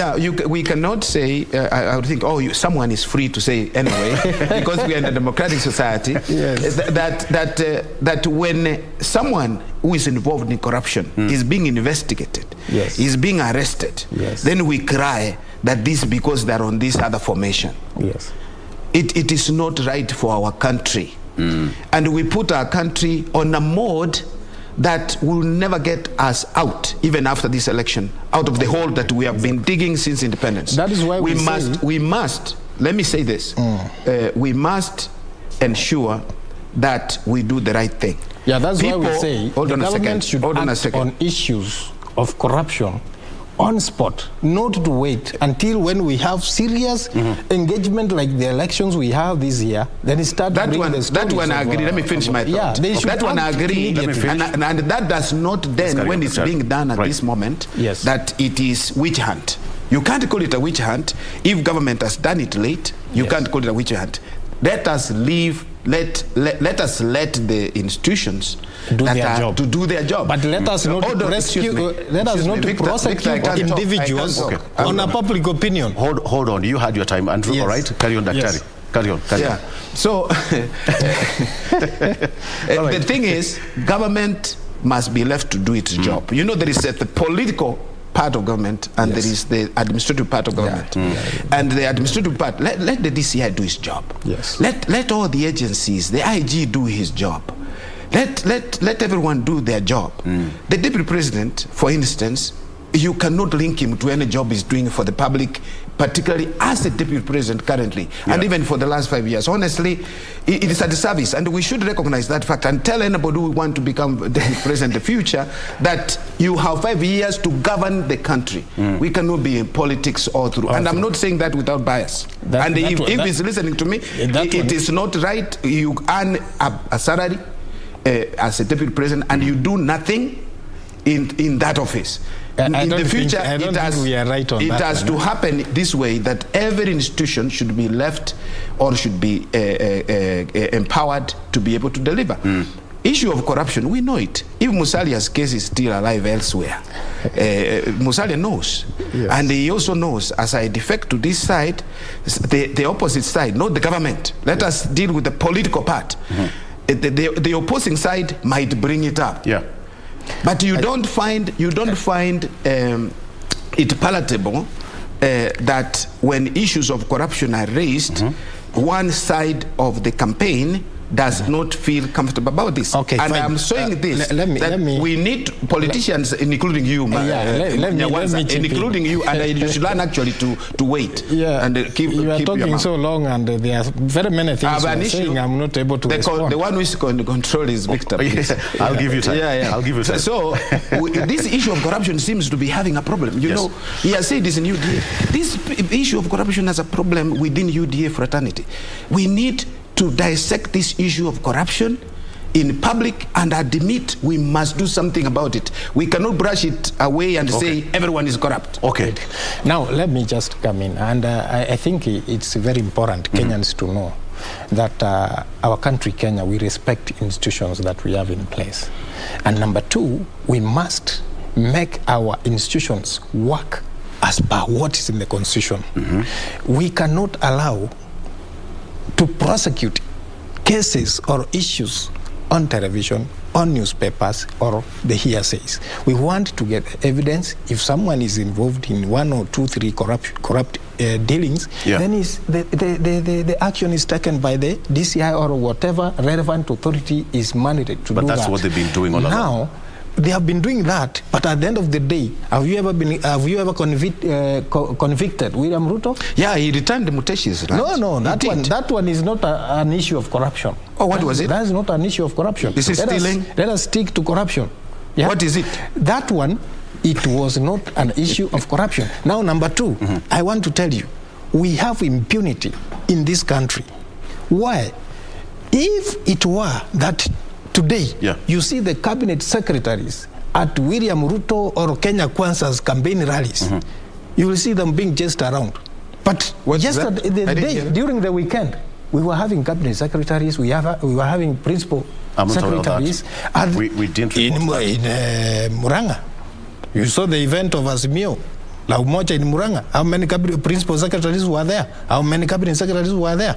So what we are saying is, on one side of Kenya Kwanza, we are seeing the mistake, but we are not seeing the mistake on the other side of Azimio. So if we want to be genuine and fair, let us treat each and everyone fairly. Gentlemen, this takes me back to my first question. Once there was that split in the One Kenya Alliance, and there was a massive walkout. In fact, they call it an earthquake. During that press conference, during that event, Musalia said that 2 people were casualties of the earthquake. We see a rejuvenated Kalonzo Musyoka, who took 3 days in Ukambani, and yesterday he was in Kirinyaga, where Martha Karua, Honorable, launched a gubernatorial bid. Are we trying to see a case of we can do it without you? We can do it without you? Starting with you, Andrew. What I can say, I was present during that function for the earthquake. And I can simply say that immediately the UDA, our troops came in to Bomas. That is when Kalonzo Musyoka and Gideon Moi left. simply because they did not want to sit with William Ruto and whatever reasons they had. But the main reason was they never wanted to be seen by the government, that they are sitting together with William Ruto. Was that the reason? Propaganda. And number two, was that the reason? Number two, they said that they are not. Okay, according to them, whatever they are saying, but we are saying what we can be able to analyze from the body language. We don't need to be told everything. Number two, the Kalonzo Musyoka and Gideon Moi, the way they have gone and to continue with their OCA, that is fine. But what do they carry along with them? We have seen them over the weekend. They were rejuvenated, as the way you have said. Rejuvenation is there. Even the other side of Kenya Kwanza, you can see Musalia Mudavadi and Moses Wetangula. They are rejuvenated. And because they have come where their heart is, where they can say, criticize the government with full authority, without control. That is why I say the OCA is a government-controlled formation. And I can tell you, Mother Karua, you say she joined there. We have been seeing Mother Karua with the OCA for so long. So she's not a new entrant to OCA. And I can tell you, even if OCA went all the way to the ballot, they are not going to cause more impact on the ground. What about the other side of Kenya Kwanza? Kenya Kwanza, you can see already, I can tell you, like UDA has been having support all over the country.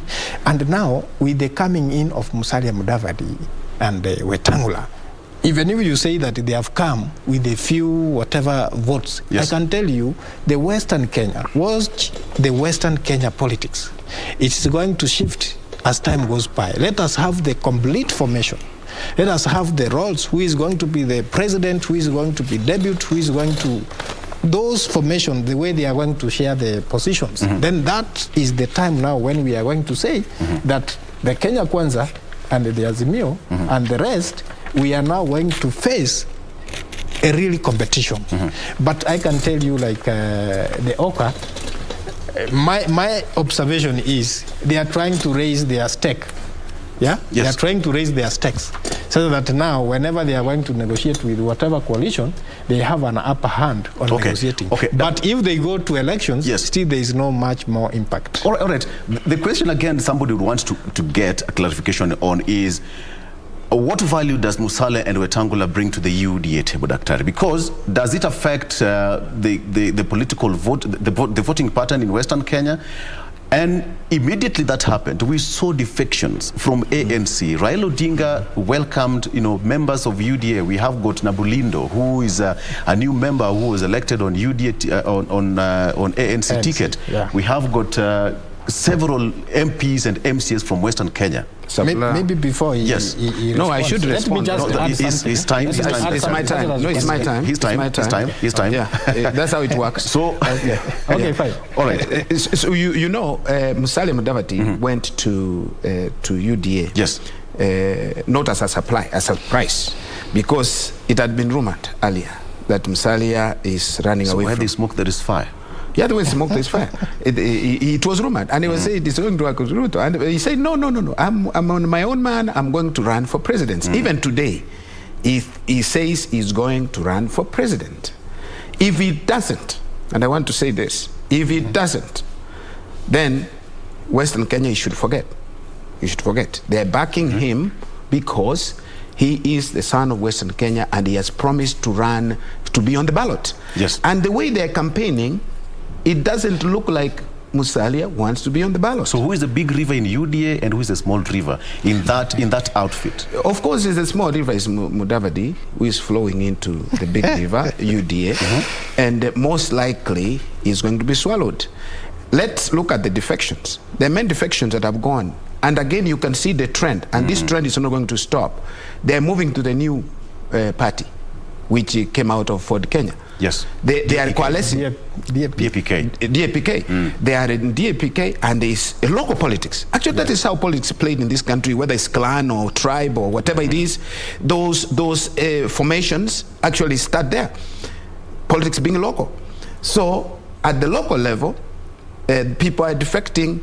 Key politicians are defecting to that outfit, DAPK, that party. And what will happen? They have already said they are going to work with Azimio. they're going to work with Azimio. I do not see then how much. Look at Kenneth Marende also. He made a very strong statement, and like he's running for like a suicide bomber. Yeah, he's running for governor of Vihiga. I think he has declared Vihiga, or yeah. So you can see Musalia finally is the one. ANC is the one that is going to be a shell sooner or later. And the strength of a party, yes, and I want to say that with the fear of contradiction, the strength of the party is based on their aspiration to capture the leadership of the country, and in that way you must field a presidential candidate. And that goes up to the local level. Yes, yes. Otherwise, the grassroots. Otherwise, you be away from the table. You not be in the leadership of the country.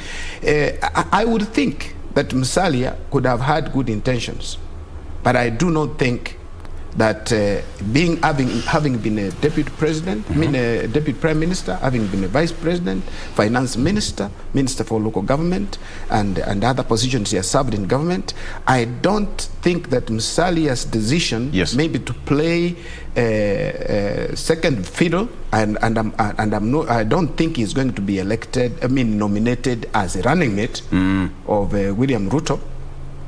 So he wants just to be, perhaps get a cabinet position. A cabinet position for having been at the top. I think the community will reject. The community will reject. You have not elevated the community to the next level, because we have seen Western say, promise. Yeah, Western promise. Those promises have been there. Musalia has run for president even in the past. Those promises have been there. There are many issues around Musalia's defection that you wonder. That's not make sense. It's not logical, and we have seen clearly.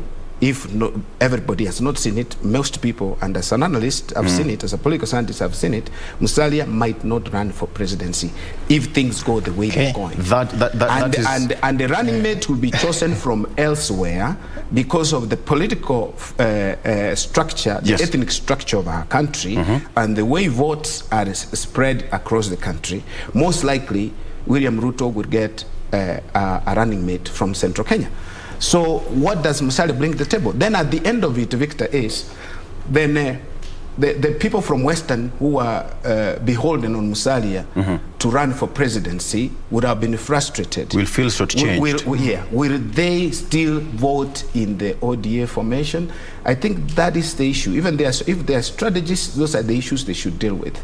And they are going to lose big time to the DAPK. That does not go well with you. Yeah, of course. That one doesn't. It sounds like a threat. But before you answer that question, there is that headache of choosing a running mate, either from Western Kenya, from Central Kenya. Is it really going? Okay, how are you handling it from the UDA side?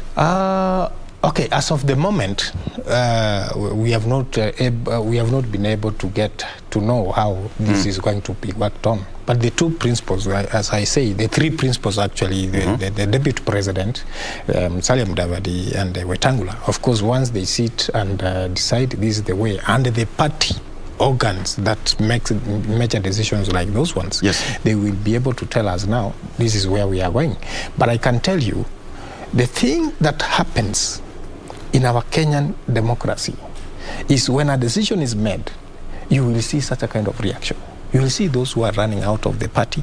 You will see those who are coming in. So even as we speak, after Musalia made that decision, there are members of parliament who were hanging, waiting for that decision to be made, and then they ran away. They were still going into bed with Azimio. So what happened? A few members who have left ANC, they had already made up their mind that they are joining the Azimio. If Musalia, they were waiting to see Musalia, if he's going to say he's going to Azimio, then they go together. If he's not, that's exactly what we also saw after his defection. Several members of parliament were received the following day. Exactly. It's Musalia who left. It's Musalia who left. Not the members of parliament who left. No, Musalia was not in Azimio. No, how will he left? He has always been. How did he leave? He has always been. How did he live? In Azimio? He has not been in Azimio. He's the one who left to UDA. So he was an Azimio, not Oka. Whether he was neutral or not, that's why we say, he's the one who left. That is why we say Oka is controlled by government, and we have to accept that. It's controlled by Azimio. I wanted to respond to that. Okay. In fact, because Oka... in one second, allow me to respond, because you said that. Continue. I also give you time. What we are saying here is, what has happened? Small parties like DAP that have been formed the other day, they are getting people to join their party. It is their democracy. I can tell you, this time I'm a politician. Somebody will see where is likely to get a ticket. But I can tell you again, with the assentment of the new political parties amendment bill, still there is headache, because if that DAP is going to be in Azimio, still there is a number of parties that are going to come together then to produce one candidate. See, that is another question we have here. So even the same applies to UDA. The same applies everywhere. Yeah, the same applies even to UDA, even to Oka, if they are going to the final lap. So what I'm saying is, DAP is a small party which is just gaining some popularity in Western Kenya simply because of the people who are going to join there. And that is good. That's democracy. But I can tell you, from the reaction we saw the other day, members of parliament going to join the other party, do you know how many members the Kenya Kwanza has received? It has not been publicized. Tell us how many. But I can tell you, give us not the numbers. Specifically the members of parliament. And I can tell you, give us the numbers. Most mobilizers actually are those who are aspiring. There are very many. And very soon you are going to see the members that are going to be received by Deputy President, by Victor, for me, from my training, you cannot say many is a number. Many could be 3, many could be 1,000. Or a million. Many is relative. Yeah, many is relative. Okay. What we see going on, and I think it's good that he has talked about nominations. Nominations is the greatest challenge in this country, to our democracy. Yeah, but you know, people and politicians, unfortunately, they don't dwell on issues. They don't dwell on public interest. It's selfishness. Like now, I'm telling you, Andrew is trying to prepare ground for him to be nominated, to UDA, to run for UDA in the constituency where he's coming from. I'm not aspiring for anything. I want to say this clearly, that our politicians, honestly, is not about to win elections by hook or crook.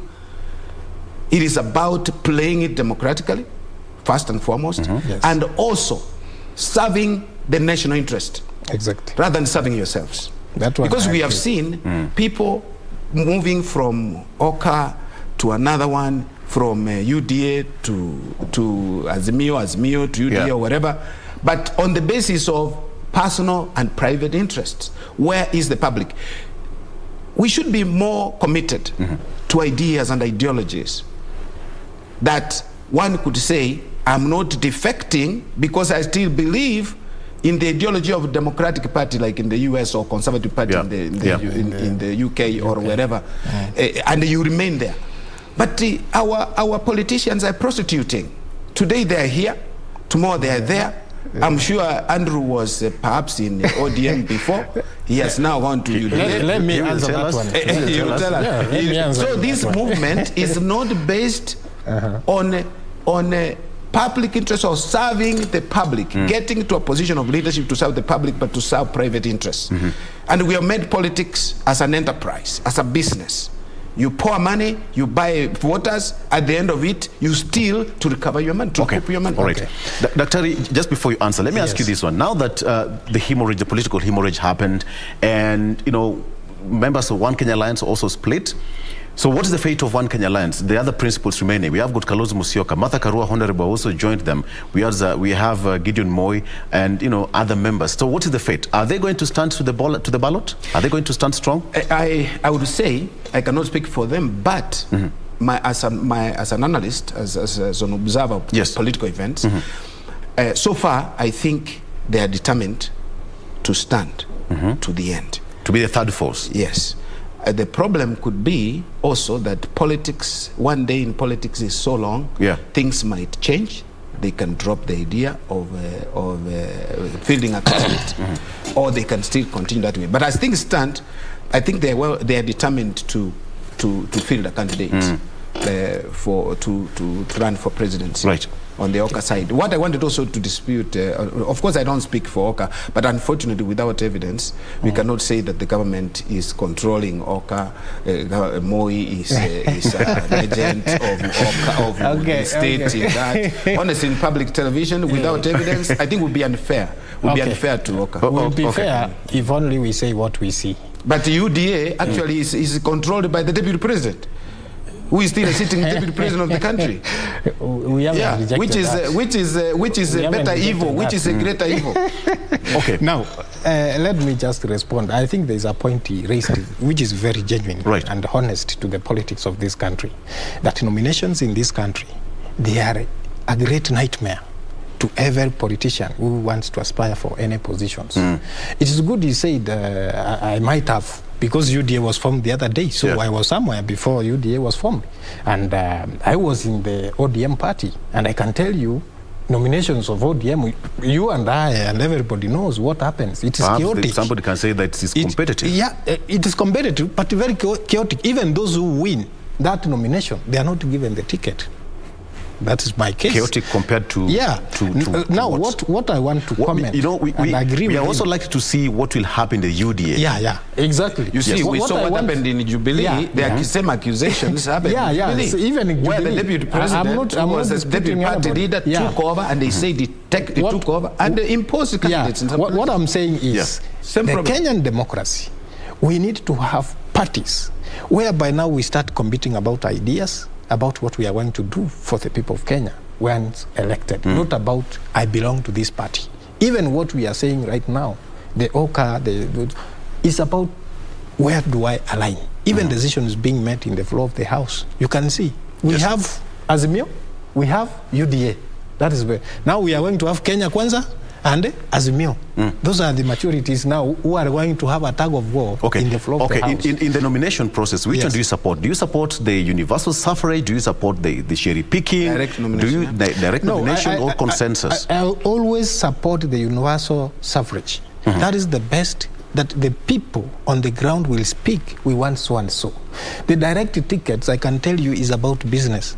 And I can tell you, if I sit today here and they say I am giving him the ticket, I have been having 10 or 20 aspirants still who are also running for the same position. You see, I have not given the people on the ground democracy to choose a leader they want. The challenge we have, the challenge we have, Victor, and I think he knows, UDA has no registered members you can talk about.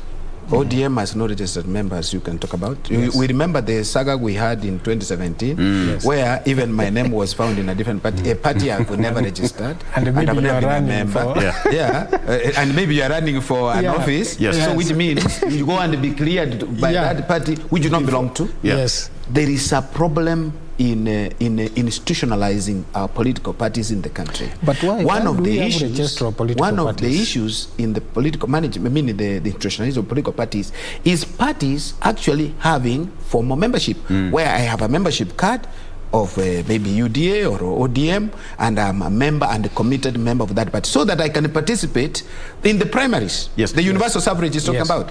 Without that, and the new law makes that very clear. Exactly. That's why the political parties amendment bill also come into play. It is going to be chaotic. It makes it very clear that only members, so that those who have money do not buy their crowds and bring them to vote in a nomination process of another party. That is a big challenge. So universal suffrage is the best, but are we prepared for it? The problem, are we prepared for it? Have we submitted? And this 9th of February is coming so soon. I guess if anybody thinks about Kenya, if anybody thinks about Kenya and growing our democracy, that date is going to mess everything in the future. Perhaps the institutions that matter in this respect, the registered political parties and the IBC should think of perhaps extending this date and make sure that the parties comply. We know Kenyans are last-minute people. They've been given enough time. They have not been given sufficient time. This thing was... The law came the other day, last week. And now implementation, they should give them more time so that they be able to register members and deposit registration documents with the political parties, registered political parties. Otherwise, it will be a sham. Because anyone will come in and vote, and we shall violate the law and the spirit of now having universal suffrage as the basis of determining who becomes a candidate. Allow me to take a break before you come back. And when you come back, I still want us to talk about that issue of nomination, because the Political Parties Amendment Bill of 2021, part of it says that for you to be nominated, you must be a member of that political party. As it stands, the Deputy President is a member of the Jubilee Party. He's not yet resigned. So once that comes into play, that he's now registered member of UDA, so what happens? Will he resign? We'll answer that when we come back. Let's take a break. We'll be right back with more.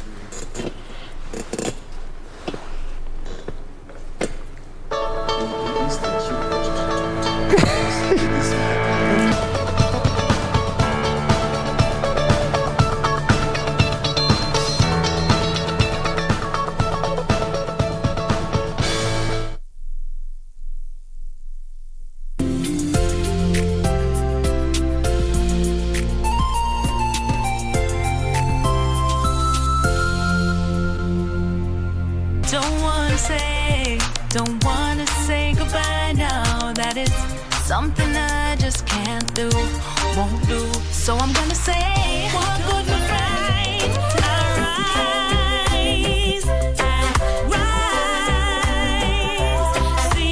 Rise. Log on to the KBC website at www.kbc.co.ke to get the latest breaking news, entertainment, sports, politics, lifestyle or business trends from Kenya and around the world. Never miss new episodes from your favorite TV shows, reruns and movies. Just stream online or watch live on your YouTube channel at KBC Channel 1 TV shows. For the day's biggest stories, trustworthy news and family entertainment, log on to KBC Channel 1. Watch what you want anytime, anywhere.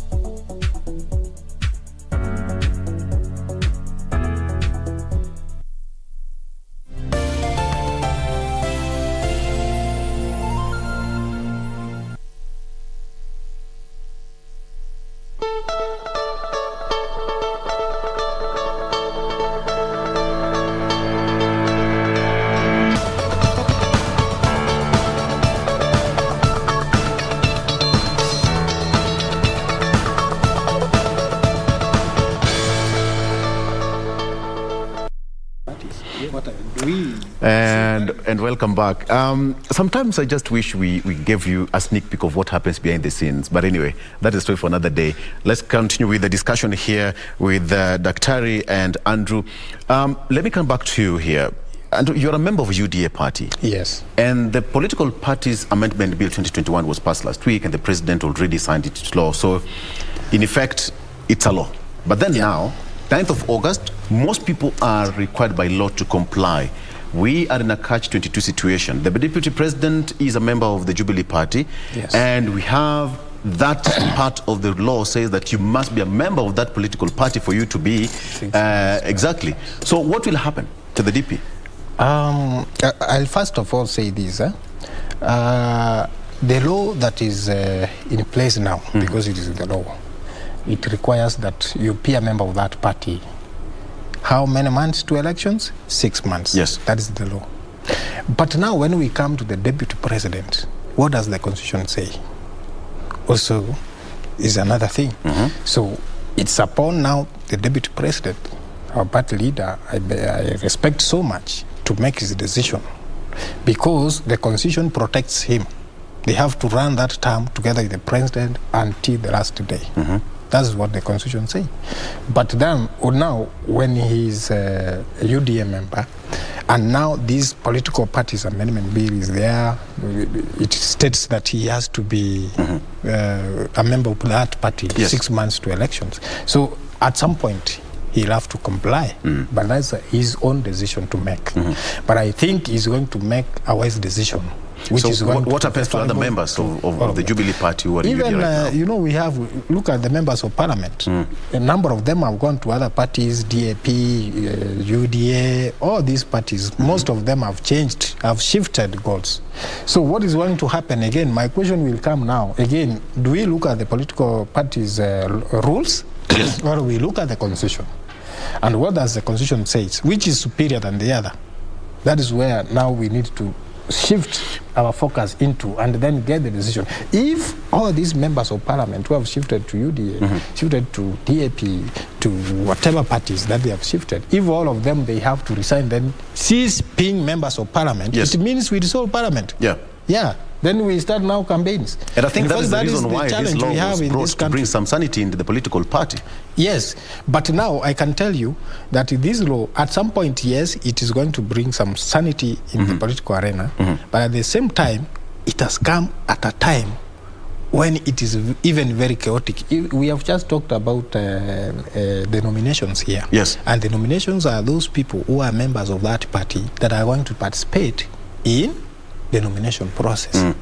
Now, all parties, even when we check with the registry of political parties, you find that most parties, they have no numbers. In fact, you register about, because I know even some other parties have registered even quite millions of members, but you find their membership is not reflecting in the political parties, the political party, the registry of political parties. Yes. So what is happening here is going to be chaotic if this law is going to be in place, because it is already in place. If it is not maybe postponed or amended, or I see total chaos during the nomination of these coming elections. I see total chaos. But what I can say is, according to the law that we have in the country, right now, it is very clear. You have to be a member of that party 6 months to election. Even us, even if you want to be independent, you have to be also an independent 6 months to the election. Meaning there is no room for independent. But again, what does the Constitution say? The Constitution says that you have that independence of running as an independent candidate. So some of the laws that have been brought in is also to try and punish one side of the political divide. But I can tell you, it is going to, you know, the law is the a law has been brought to punish one side of the political divide. All sides. So whoever has brought it might be the first one to cry. So let us wait and see. Okay, all right. Victor, I think my brother needs to have some evidence. You saw how the discussions went in the Senate. Both houses. In the Senate. Right. These political leaders in our country are all the same. They're all the same. You cannot say it was designed to punish one part of the country. No. The law would be applied on everyone. Just fairly. Excuse me. It's okay. The law was to be applied, actually shall be applied across. The legislative political parties have said, has given the program out, and the IBC has given their program out. It does not favor anyone. The thing is, our politicians are the same. When they see a loophole, they support. Like now, when initially the deputy president was against this law, because he was saying he wants to build one single united UDA Kenyan party without affiliate parties. But we know for sure, in this country, there has been unfairness to small parties. When they get into coalition, they are shortchanged. This law now brings equality. They are shortchanged. Equal stake. You can now negotiate and agree within, and whether things will be better or not. But that was, I think, the intention. I see that intentionality, that nobody should be shortchanged. When you're in a coalition, it should be formal and all that. But when now they sense, I think UD also says that I must receive people. The deputy president, Sio Mjinga, he saw that for me to have a formidable formidable coalition, forced to go through this election, I must work with other people, with other political parties, ANC now, Ford Kenya and others coming in. So he embraced it. Not that the law was meant to punish. When you take a position and the law has changed, you must play with the law. Exactly. So you have to be dynamic. Yeah, it's dynamic. But my brother here says it sounds propaganda. But you see, but this is the reality of politics. Parliament, of course, we saw what happened in Parliament. Some people want this, others want this. It was still the bickering, the struggle, power struggles between the Deputy President supporters and the President supporters and all that. You know, it's messy, and it's unfortunate that politics is trying to create a divide in our country. It's unfortunate. Kenyans should remember, Victor, 2017. 2017, the country was polarized. 2007. Even 2017. Yes. Polarized. 2017. People were saying now we should have a cessation, that some part of Kenya should be ruled by this, another one should be ruled by this. We shouldn't be played again into that. These politicians, the presidential candidates, should soberly campaign. They should not try to tell us our new. At least you agree with that one, Andrew. Yeah, that one I agree. He agrees, and he needs to tell his party leader that the anger that comes out, honestly, and I'm saying this not because of any faith I have in any side of this political divide. The anger that comes out, the personalization that is coming out, not from him alone, but even from the other sides, personalizing politics. And making like people now look like this is a devil and this is an angel, this is something else, that will polarize our country. Honestly, it will polarize our country. And the anger also makes me feel like, you people, this is a campaign. It's not must-win thing. This is a competition we are running. If I run faster than you and I win, it's okay, I shall have been given the trophy. If I lose, I shake the hand. If I lose, I shake the hand of the winner, and we move Kenya forward. But the spirit I see building as we move closer to elections is dangerous. Second point, the issue of party nominations with this law and the defection of, finally, the defection of the DP, official defection, because he has now to go to UDA. He has been member of Jubilee. Yes, has been a member of Jubilee, being deputy president. My brother here has talked about the constitution, but also there is what we call decency and values and principles that are not necessarily written down. If I was in his position, once I go to UDA, I step down as deputy president. Okay. It's now your turn. Yeah, it's my turn actually. As you answer that, we've seen during political rallies in central Kenya, in Thika, in Murang'a, in Kirinyaga, we see different outfits. The Jubilee kept the Jubilee t-shirts, and we see the Azimio tickets, t-shirts and attires. Yes. Do you still want to say the Jubilee is that?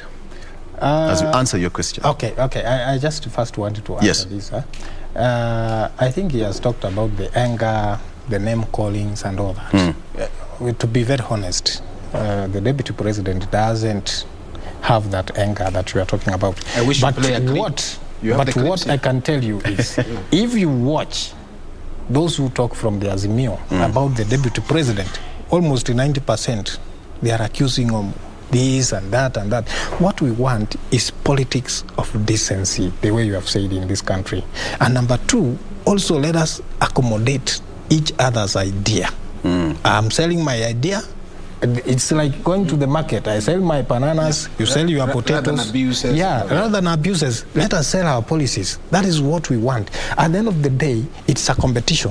Whoever becomes the winner takes it and guides us going forward for the next 5 years. That's what we want as the people of Kenya. We don't want to go back to where we were in 2017 or going backwards. We want to go forward. So what I want to say here is, as we play our politics, let us much more play politics of issues. I think at that point, our political dimension will shift to the best for this country. Andrew. It is so easy, but outside there, it's very difficult. Once someone goes, actually, yesterday I was at a service where a preacher said very well that in this house, there are people whose mouths, if their mouths are taken to the market for sale, there are some mouths which cannot be even bought. Yeah? He said, what you talk from your mouth is poisonous.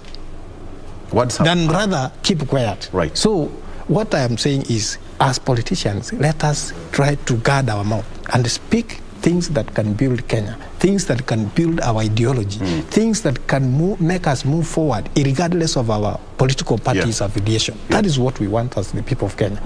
But now when I come back to the Murang'a and all those campaigns we had over the weekend, I can tell you that you can be able to see Raila has been saying he's climbing the mountain. Even over the weekends, he was given some boots. He's trying to climb, and we encourage him to climb the mountain. But then, in the process of climbing, even the vehicles he used from here, Nairobi, to ferry people to Murang'a, they got some mechanical damage somewhere near Kenol. So what we are seeing is people are being imported, transported from Nairobi to Murang'a to just bring the crowd. What we want to see is, let him go to Murang'a and face the people of Murang'a. Let us see the crowd there. Okay. The same way, we want to say... Are we saying Deputy President does the same? He doesn't. Where? Let me say this. I don't want to say this on national television. I went to Karen. Yes. I was driving to Karen. That's a delegation going to visit him. I can even go with my delegation to Karen. You don't know what I'm talking about. Okay. You don't know what I'm talking about. Okay. Talk. You jumped the gun. I was driving and I went to the petrol station. The petrol station was full of motorbikes. Yes. They could little number over 200. Yes. The place full. I had to go to the next one. Then I asked, curiously, I was like, what is going on? Deputy President is coming to Karen Shopping Center. Just as I have fueled my car, I'm leaving, those fellows have arrived. Yes. They have filled the roads, they have blocked the roads. They have been fueled.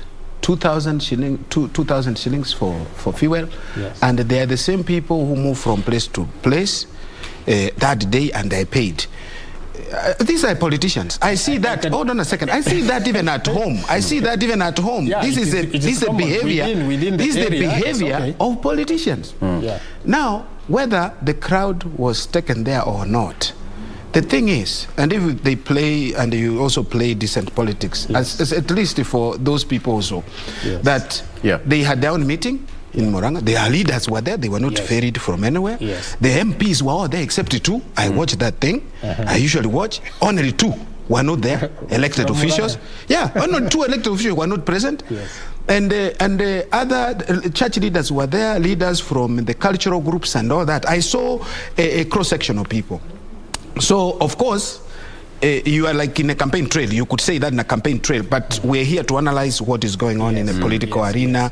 So if kila mtu wako na watu wake, everyone has his followers, and actually nobody owns the mountain as the mountain has said itself. Exactly. Go there and make your make your point. Yes. And people will say, but you cannot say nobody should get to the mountain except through me. That's an aberration. It's a wrong thing. The best thing is that every part of this country is free for everyone to campaign and get support, but not to say you cannot go to central Kenya, you cannot go to Kisumu, you cannot go to Kisii or wherever. Something that I want to say, that as we do the campaigns in this country, let us allow each and every individual, or every candidate, or every aspirant to sell his or her manifesto to the people. Because what we are seeing, and we have seen these things happen, and I can tell you, like what happened in Kisumu to the deputy president, what happened here in Jacaranda. Also in Eldoret, Madoadoa issue.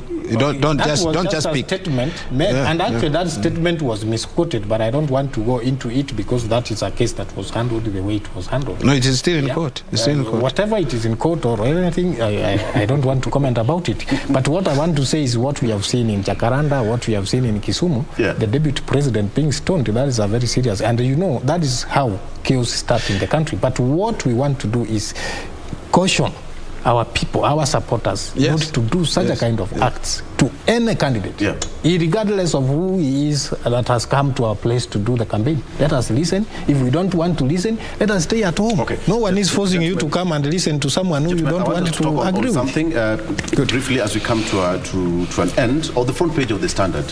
Camera, perhaps if you can just get that for Kenyans to see, all right? As we talk about politics, there is that bit of high cost of living. The camera will get it, all right? There you have it. High cost of living torments Kenyans. It's political season there, you have it. Thank you so much. Thank you. Yes. It's a political season, and according to the newspaper, taxes on basic goods like airtime, cooking gas, fuel, internet have hurt family incomes. Food prices have been rising over the last 10 years. Paying school fees 4 times a year has compounded the cash crunch. And of course, we talk about, you know, the common commodities. We have got bread. Right now, you can have 1,000 shillings, but we all agree, Dr. that it doesn't serve the intended purpose as compared to the 90s. Of course, times have changed, but as we talk about politics, can we also talk about issues to do with the common mwananchi and how to make things better for a person? Starting with you, Dr. Yes, I think I agree with the newspaper headline. You feel inflation. Inflation, you feel it. Even myself, I feel it. When you find the price of bread. Nobody does not eat bread in his house. Everyone, the poor, everyone eats, unless they have an alternative. They eat bread, and it's a basic commodity. But recently, bread went up, I think, by 10 shillings. About 10 shillings. And people didn't see it. You know, I went to buy bread in my home place, and then I'm told bread that was costing, I think, 42 is now 50. So then I was like, what is happening? But they have agreed, the bread makers. Someone explained to me. They agreed among themselves. We're raising all of us will raise. There's no price control. They were raising the price. The only, I think, a control that can be there if government reduced taxes on bread, on these inputs that make bread, flour and all that. Issue of airtime, I've heard you say about airtime. Kenyans have become obsessed with technology and with the phone. You see people crossing the road on phone and all that. We have a problem. I think we need to change our behavior, spend less on airtime, because at the end of it, who are we benefiting?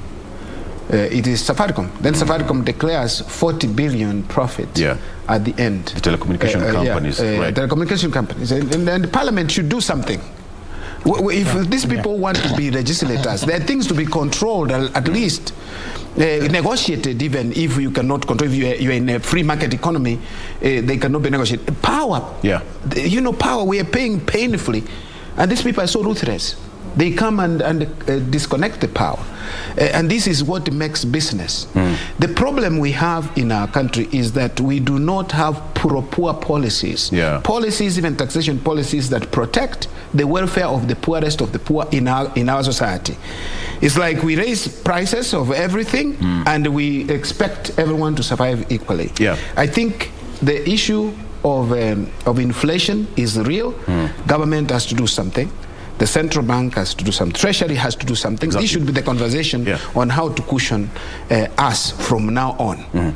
So that we are able, of course, government says that we must collect taxes to be able to offer services, so we cannot reduce or we cannot zero rate some taxes on bread and these commodities.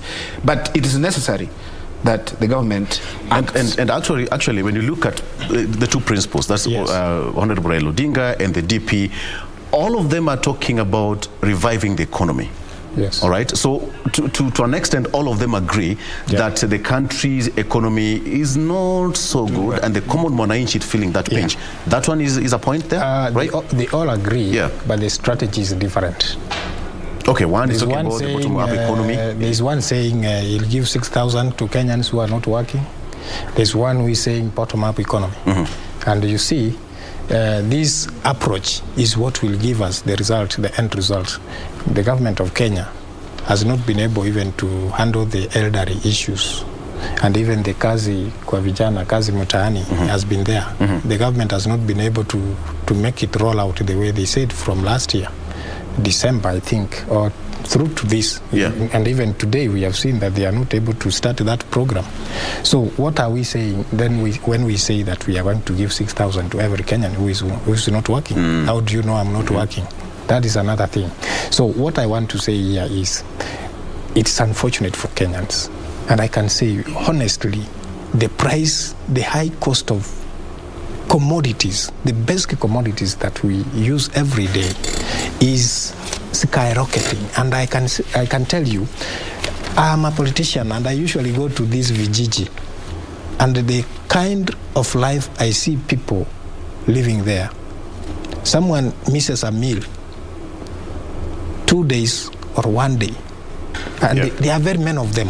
Why? Because of the high cost of living. Even paraffin that we used to buy very few shillings, you can tell me today it is very expensive. My village, you call it babo. Yeah. You go with 1 shilling and get that. The cost of living is an issue that needs an urgent attention, even by the current government, just to see and subsidize the cost of living, the cost of commodities that we usually take, unga, these just basic commodities, such that every Kenya can have a meal at the end of the day. That is what we want. But we also want to call upon the agencies that are responsible. We have the Kenya Chamber of Commerce, we have Consumer Protection Federation. Those, they need also to come in and check on the standards of these kind of commodities. Even measure, weight and measure. I buy a bread which is written 500 grams. When I go to measure, it is 300 grams or 350. So those things, we need to bring these agencies also to check and make sure that they are according to standard. You know, I'm reading at a newspaper here, and there's a story that says that China remains boss as Kenya's debt hits a record 8 trillion. External debt is at 4.1 trillion shillings, with domestic debt standing at 3.9 trillion. Perhaps this explains why of every 100 shillings you spend, 70% of it, that's 70 shillings, goes to tax, and only remain with 30% for clearing other domestic, other local expenditures. But then now, how are we going moving forward, even to the next government? Because governments must borrow to sustain the operations of a country. So moving forward, Daktari, how can the government, this government whose regime is already almost coming out of office, but then now the next one, so that the cost of living to that common mwananchi and all the politicians, I'm asking this question because politicians are now talking about economic recovery, but how is it going to be actualized so that that common mwananchi can feel some sudden weight has been moved or removed from their pocket? I would like to say, Victor, that the talk about bottom up and all these things is just a talk. These are maxims to win elections. Nobody comes down to say exactly what is going to happen. We know this, and I think it's knowledge for most people, most Kenyans, that when you borrow domestically, let us not even talk about external borrowing. You actually rob the economy or the private sector the money that they're supposed to put into productive ventures, into business. You increase the borrowing, the cost of borrowing, and people will not borrow now to do business because it's prohibitive. The interest rates are so high. So when government borrows heavily locally, there is a problem. It causes inflation. It causes also economic, downturn, because most people will not engage in business productively. Cost of business also in this country, as we know it, is so high. So the starting point is government to borrow less from outside and locally. We see loopholes. The loopholes that are there, Victor, mostly are corruption. The money is not used for what it is intended. Then we have again gone back to the 1990s situation where people, government officers are asking for bribes, even to do small thing like mortgaging your house to get a loan and do some business. You must pay as you move along. There are many issues, Victor.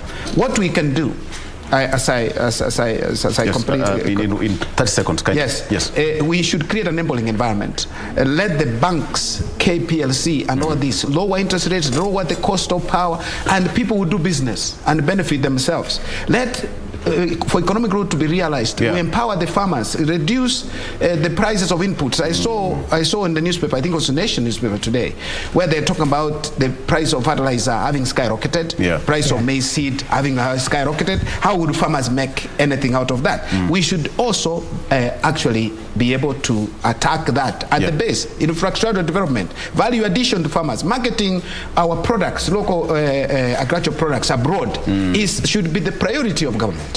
But the rest of the things that they speak here will not help. Politicians are telling us bottom up. What does it mean? It doesn't mean anything if it's not going to change lives of the people, and there must be tangible issues, including also Azimio. They must tell us exactly what is going to be done to change lives. Thank you, Dr. Allow me to give you the last point as we close. Yes. Talk to your people of Kajiado North constituency. Yes. Being the first time you appear on the show, I'll give you the benefit of that. You talk to them. I think it would be prudent for you to do that in 20 seconds, if you can, please. Okay, thank you very much. To the people of Kajiado North constituency, I think you all know me. I'm Andrew Nyawansa, of course, the aspiring member of parliament on a UDA ticket. And I want to tell you that I am up to the task. I understand the situation or the effects that have been caused within the constituency, and I understand what I have to do for the people of Kajiado North. What's your manifesto? Manifesto is simply to just do what we call the servant leadership, and also make sure that the standards of living are improved for the people of Kajiado North, among many more that I want to tell you. But what is very important at this moment is what we do as politicians. We have to check and see that at the end of the day, the common mwananchi benefits, and that is what I stand for. My party is UDA, and I will be able to deliver according to the manifesto of the party and my manifesto. The way Doctor, do you have any question for him? Bottom up. Any question for him? Subscribe. I would wish to ask him if we, in an election, maybe to counsel him a little bit. He has not even become a candidate. He is aspiring. Then he should embrace all Kajiado residents, whether they are in the ODM, whether they are in whatever formation, to serve them without party discrimination, party lines, without favoring party lines. But when he comes out against clearly against one side, actually you create your own dynamics, political dynamics. No, exactly. Once they know I'm in UDA, they know I'm in UDA. But once I become member of parliament, I'll serve all the people. Those who voted me, those who did not vote me. That is what is there. It's now to serve the people, and that's why you should also understand why you lost last election.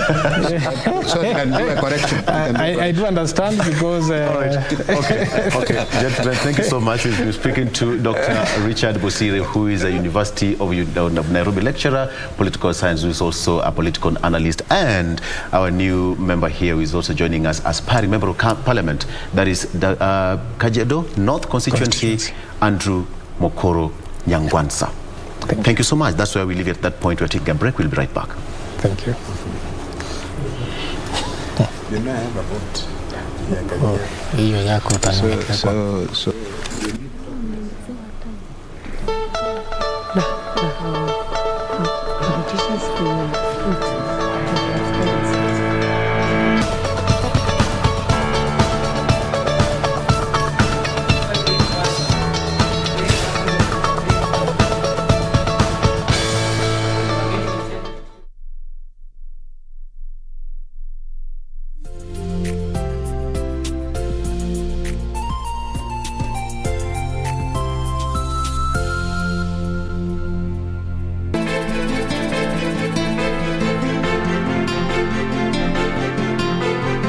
Ungetupa chetu, hiyo tamaa ingekuwepo. Hiyo tamaa ndio iliwafunga macho nyinyi mpaka mkaa hamkuwa tayari. Siku yako itafika tu. Sikutarajia kuwa utapata ujumbe wangu. Kabisa hawawezi kuoana. Tatizo liko wapi? So yeye ndo macho yangu huko mjini. Na nikifanya mzaa hata nitakupoteza peupe. Sasa akili kichwani mwako. Kwa heri.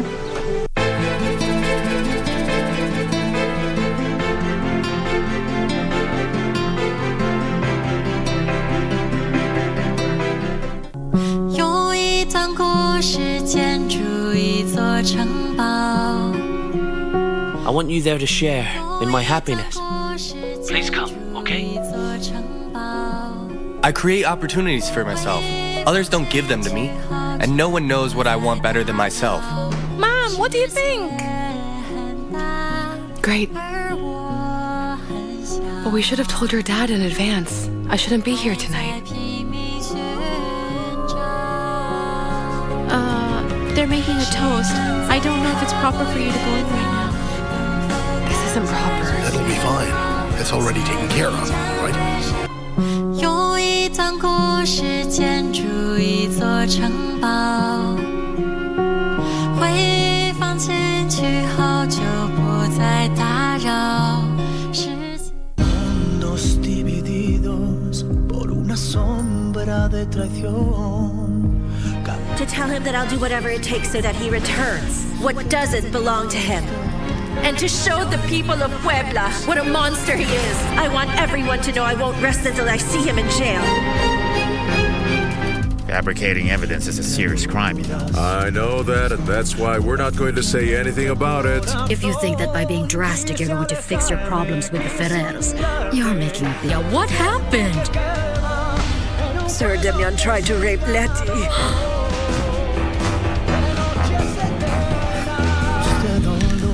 Lying.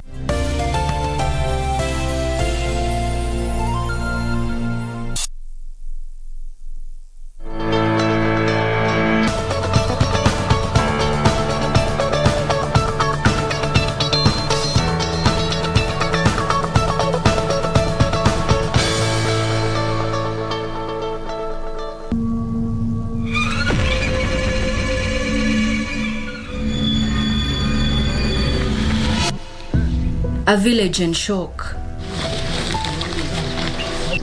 3 families have just been thrown into mourning.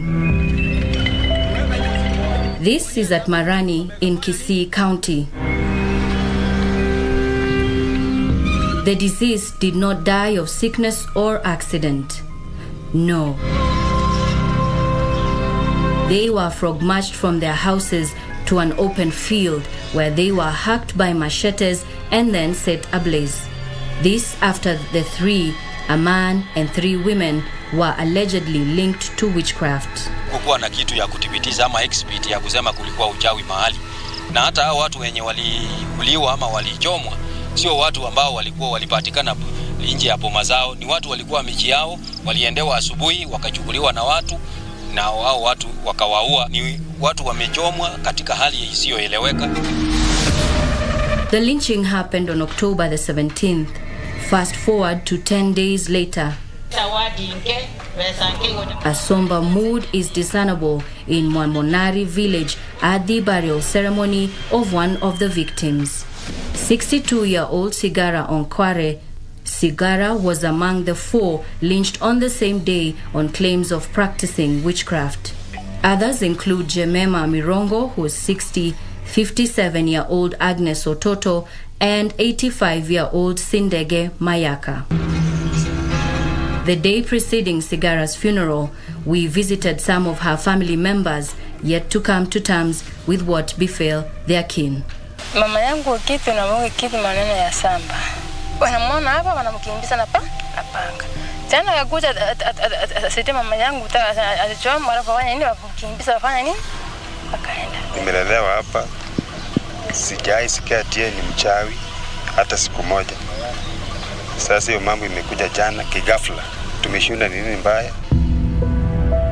While sorcery might sound an outdated practice,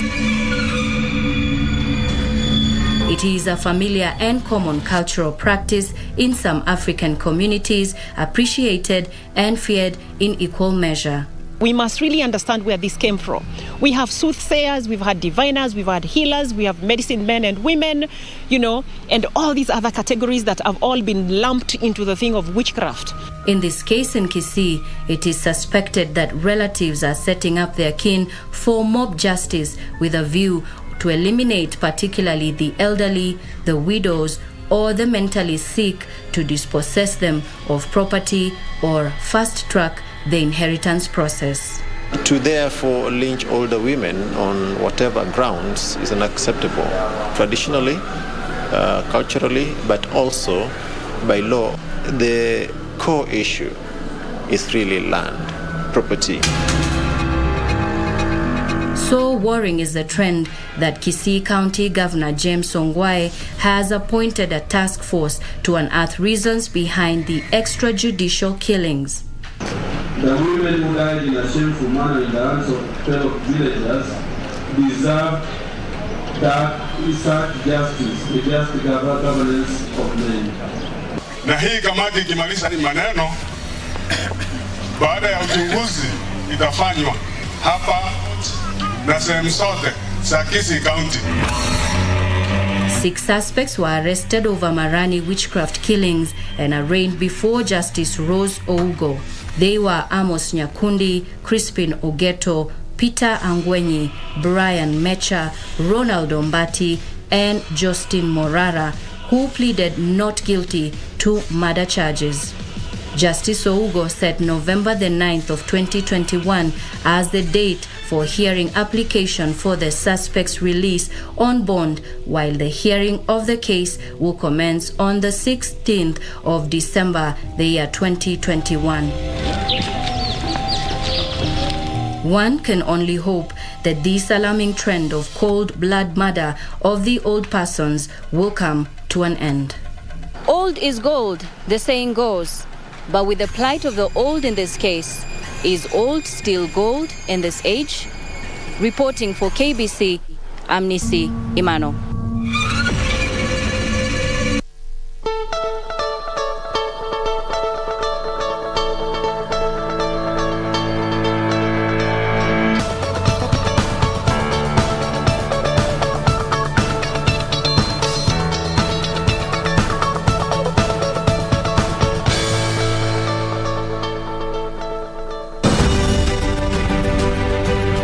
In the heart of Kibera lies a hidden treasure, a safe haven where every child is just as important as the other. Here, all are equal in the eyes of the teachers.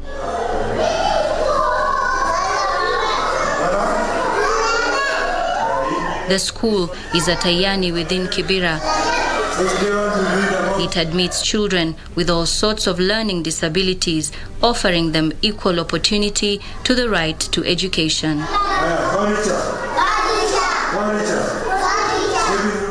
Unlike physical disabilities that are often easily detectable at a glance, in learning disabilities, it is the right assessment that will give the right intervention. We talked to the director, Lily Oyare, who sheds some light on dyslexia, a learning disability that affects 1 in every 5 children globally, according to the American Psychiatric Association report. Those who are charged with developing the curriculum, if they can accommodate these children in the curriculum, let the curriculum of Kenya let our curriculum be child-friendly, let our curriculum be inclusive of all the children.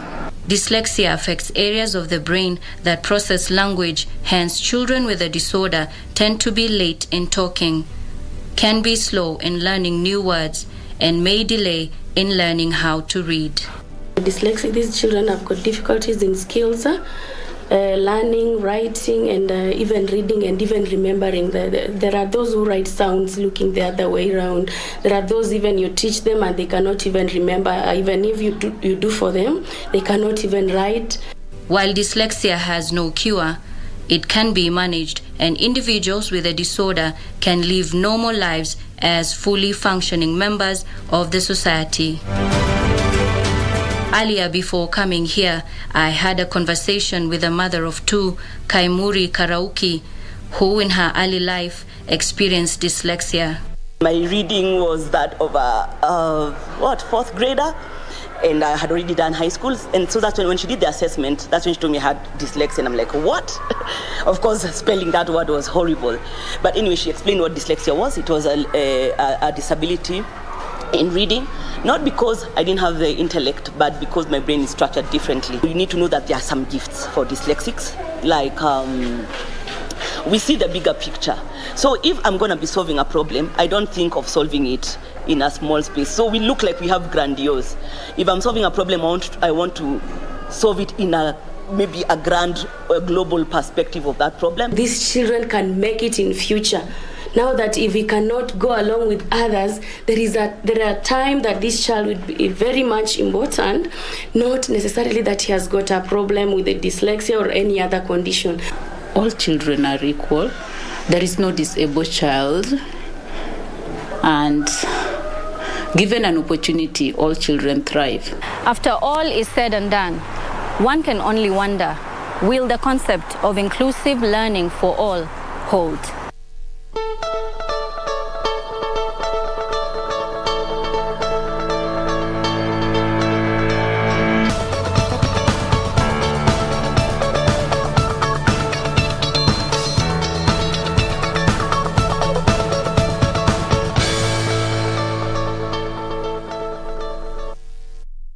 And welcome back to the program. We are glad you are still keeping us company here on Good Morning Kenya. But in case you are just joining us, karibu tena sana. I am Jane Wamboy. This is Good Morning Kenya on KBC Channel 1. Remember, you can always check in. Let us know where you're watching us from this morning. Use the hashtag Good Morning Kenya on Twitter. Our official station handle is at KBC Channel 1 across all the social media platforms. My handle is at Jane Wamboy. So right now we move on to our family check segment, and today we are talking about money in respect to relationships. This is part of our ongoing series when it comes to Relationship 101, but today it's all about finances and marriage. Now, I was just going through some stats, which I'll be sharing with you in a bit, but I have three fantastic guests with me today. I'll start with the lady to my extreme left. She is Ruth Mutunga, joining us today, of course, in the company of her husband. We have Peter Mutunga as well.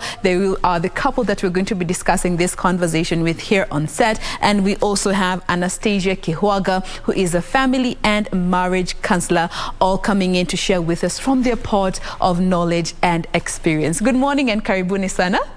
Thank you so much. Thank you for making time to be with us today. So when I was just doing my research, looking at the top reasons for divorce, money issues comes in at number 3. Number 1, of course, being infidelity, which has been coupled with mistrust. And number 2, get this, and I don't kid you, annoying habits. Annoying habits has been categorized as the second leading cause of divorce in this day and age. We will be talking about that in a bit, but let me start with my guests today. I'll start with you, Anastasia. Yes. From your professional standing and having interacted with different couples in different settings, does money matter in a relationship or a marriage specifically, and to what extent? Thank you very much, Wamboy. Once again, I want to thank you for this show. I want first to define what is marriage. I will define in a very basic way and say marriage is a covenant relationship where two mature people come together and with a commitment and also ready to grow together. That is what I will define marriage as today. Then let's talk about money or finances. These are the resources that helps in running a marriage. And therefore today we are going to talk about the relationship between money and marriage. Money is very important. As you have said, I'm even shocked to hear that annoying habits are the second, and money is the third one. Yes. I want to say that money is very important because a marriage cannot run without money, because it's a resource. And resources, they are needed from paying the bills, from taking care of the family. You need money too, because there is a lot of bills to be paid. There is so much to be done with money. However, money again can be the root cause of all evil, and therefore we're going to discuss money in relationship to how can it be useful to build a relationship, as opposed to money being so evil that it cannot bring people together. Number 1, as you come together in marriage, you need to have a goal. Because without a written goal, we can't, and that is why I said I define marriage as a relationship or a covenant or a mutual agreement of two mature people. And therefore, as you come together, have a written goal. Where do we want to go with our marriage? And therefore, as you talk about that, talk about money. Talk about how you're going to use money. Number two, that written goal needs to be, then it needs to be planned. So have a plan of action. Yes. How are we going to work it out? Because let me say that you can start a marriage with basic minimal. I remember there is a marriage that was done, and this young couple the man only had 100 bob. You remember? And those people, they are thriving. And therefore, we need to ask ourselves, after having a plan, because failure to plan, you plan to fail, and you plan everything, including the money. So before you enter even in marriage, you need to talk about money. All right. And how you're going to use it. And then have strategies, because you can decide on how are we going to manage our money. And therefore, I say communication is very important. All right. We'll be coming to some of those details when it comes to, the nitty-gritties. But let me hear from you, Peter. Does the financial status of an individual matter in a marriage? And to what extent from where you stand? Thank you, Jane. And thank you so much for this discussion in this section. So that we be on the same page, there's something I would want to quote from what Anna said. Because money is not the real issue in a family, Although money is the root cause of the problem, I'll be very apt to talk about finance, because finance is the management of the money in a family. And want to say that money is not everything in the family. People don't get married to go and manage money. No, there is the key role and the key reason why people come together, or why a wife and a husband unite together, not just to use money. Money becomes an issue or a factor to consider in running the business, in running the family. And therefore, financial status of an individual is not one of the key factors, although it's a factor to consider, because you will not run a family without money. You need to eat, you need to have the children going to school, you need to have the family running. There must be food. The wife will need to go to salon, and have a good dress like the other ladies. Otherwise, you will admire others because they are dressed well. So money is a factor in matters of running the family, but it's not everything to consider to have the family running. All right. Now, the same question comes to you, Ruth. When it comes to the financial status of an individual in the institution of marriage, do you think it matters? Thank you, Jen. And I also appreciate so much for the show. Allow me to say that what my husband and also our friend Hannah said, it is key to have money in the family. Money becomes an issue when you talk about my money in a family, because already a family is made of two, who God has made one. Yes. If money becomes mine in a family, as a wife, I say my money, as a husband, say my money, and my property, it becomes a problem. But when money is ours, that now can help family very much, because it can't run, as they say, without money. Now, speaking of how we run the family based on the money that we have, that comes in the question of splitting bills. And that is also another area that I find so many couples struggle with. And I'd like to know, what school of thought do you conform to? Because we have three categories. We have those that feel the husband should be taking the bigger chunk of the finances and the bills in the house. There's another school of thought that says it should be 50-50. And there's a third school which says we split bills based on our individual incomes. What do you conform with, Ruth? My take on that, thank you, Jen. My take on that is that the money in the family, it should be meant for every one of you as a couple. You get money, plan the money according to the priority, and let nobody say there is money for daddy, there is money for mommy. Money should be meant for family, and even the property should be meant for you too, but not an individual in a family. Well, you haven't answered my question on how the bills should be split. Again, Jane. All right, let's hear from Peter. If I can just add on that one. A family is not run like a business, you know. I understand, Jen, how you are. No, we're trying to have a very realistic conversation here. Very realistic. Because bills have to be paid. Because for sure, bills have to be paid. Yes. Yeah, bills have to be cleared. There are people who will say, okay, you will pay school fees, I'll pay the house rent, you know, and you will pay, whatever, I'll pay the other thing, like splitting the two. Yes. My own thought would be if the family, the wife and the husband, because they know what they get. Each partner knows what the other partner gets, yeah? You just have to say, this is what we pay. Consolidate the funds together, put them together, whether they are in different accounts or not, and say, this is the priority. We'll pay the rent, we'll pay the fees, we'll pay that. So if you go withdraw, you withdraw to pay the rent because I'll not be around. Or you withdraw to pay the fees because I'll not be around. Or you will be the one who will be going for shopping. The reason why I'm saying so, sometimes you say, okay, me, my working, I will be paying rent. Yeah, and I will be paying school fees, which also works. Yeah, and you'll be doing shopping. Suppose when I will not be working and I don't have an income, what will happen there, Jen? Because then you will tell me, no, I cannot carry this load. It's too much for me. But you see, if we are now used to, with accounts, we have money, and we are paying, even when one of the partners is not working, they will still have to come together and say, we can utilize this money with this priority. Okay, let me come to you, Doc. You know, looking at splitting bills in relationships, because bills have to be paid. Both parties could be earning, one party could be earning.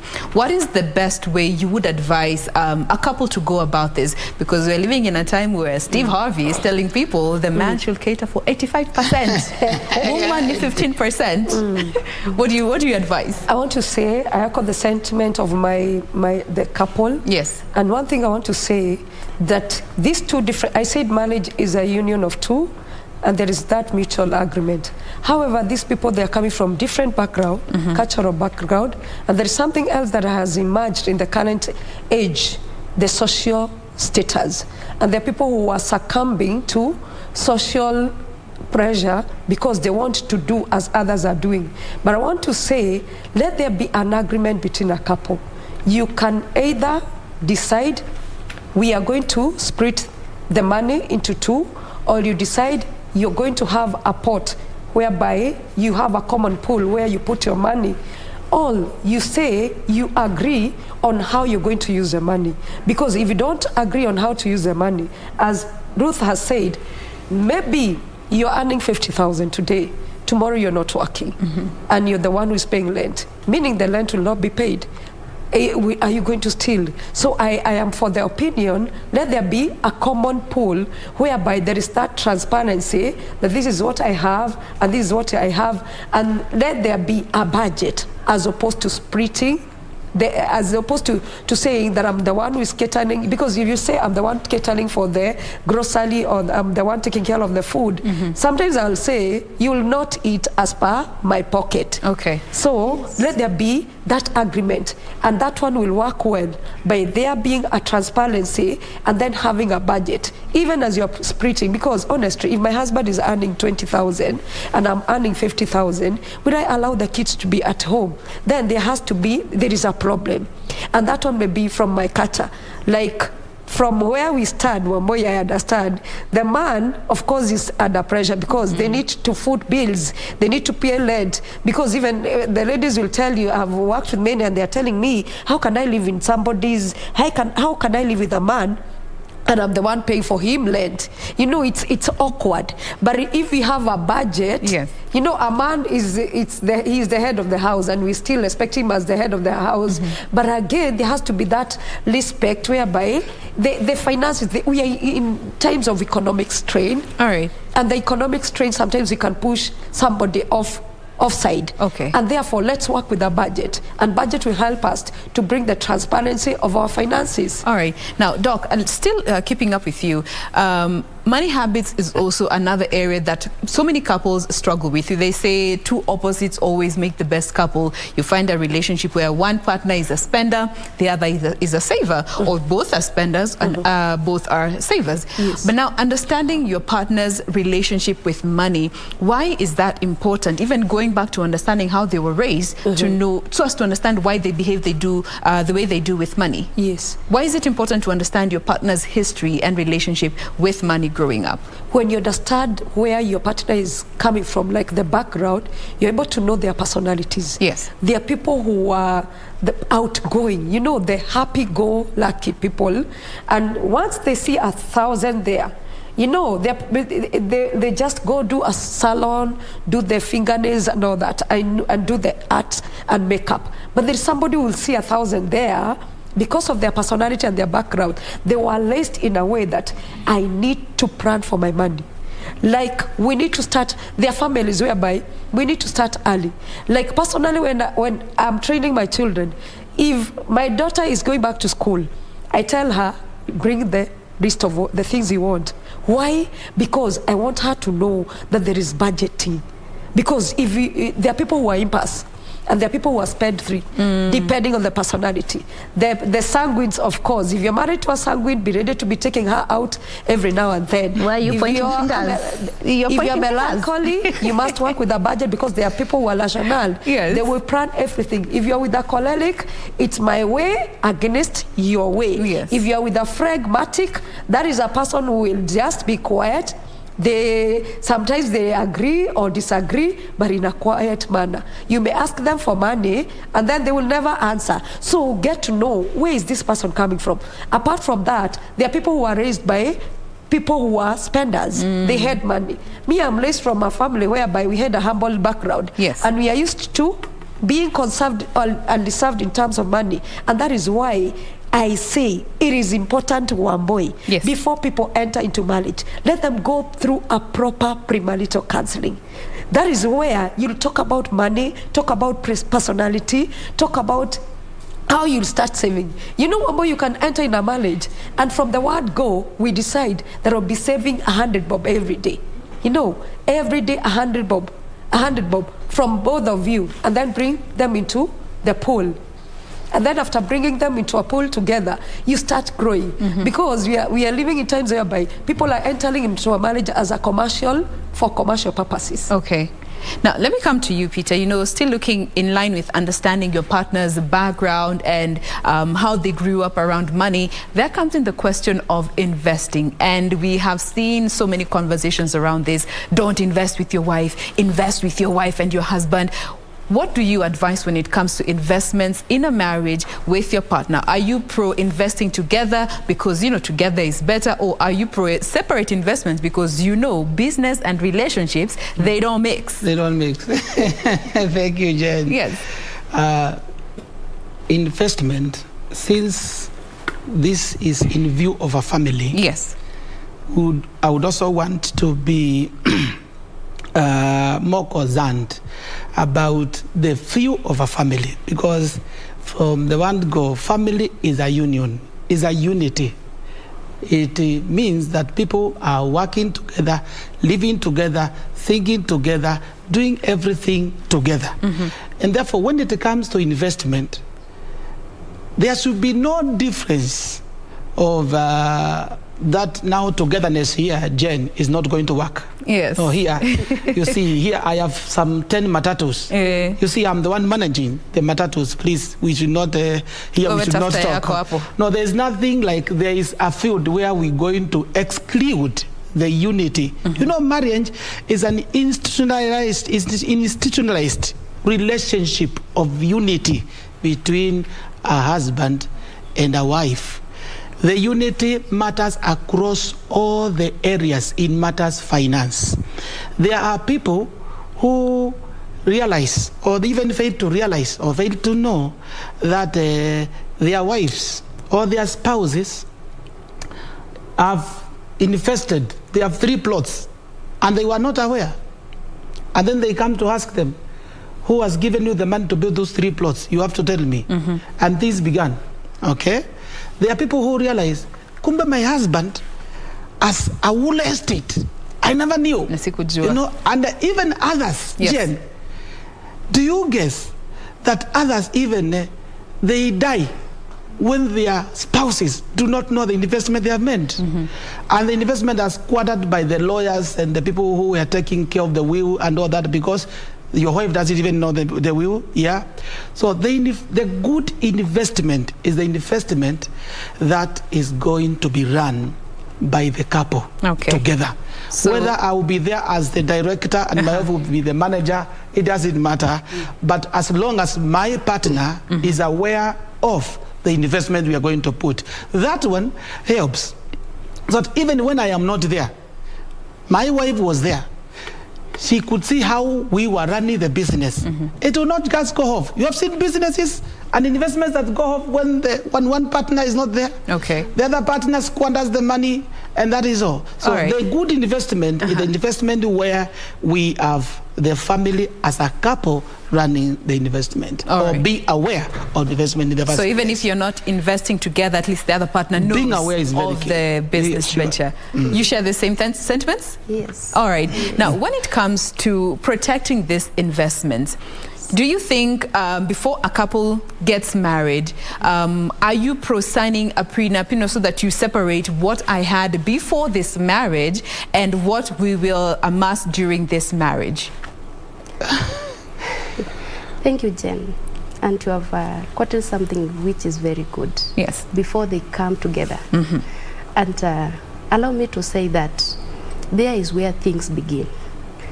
Because before the marriage, before they marry, before anybody comes in, become your wife, become your husband, because you must think about the institution you are getting into, and that is the family.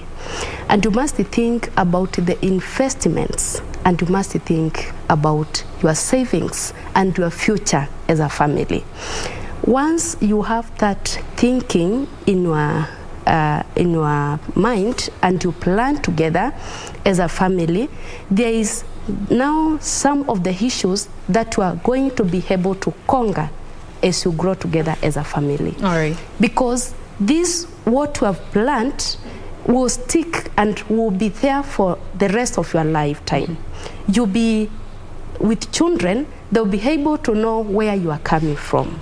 And this plan that you have, you will be able to carry on with it as you continue. Every investment that you have made as a family, you'll be able to run together as a family, and you'll be able to have the full knowledge, each one of you as a family. Okay. Yes. And maybe still very briefly on the same. When I married her, or when I've married her, and she had a business, she had a matatu on the road, she will not tell me, now you see, my matatu, that was my matatu, let us plan ours here. And I will not, when I marry her and I had a plot, I will not tell her that was my plot, now we can invest together. Marriage is where people are coming with their whole basket of whatever they had. Each partner with their basket, we put here and say, I had a plot. Can we develop it further? Can we make it further?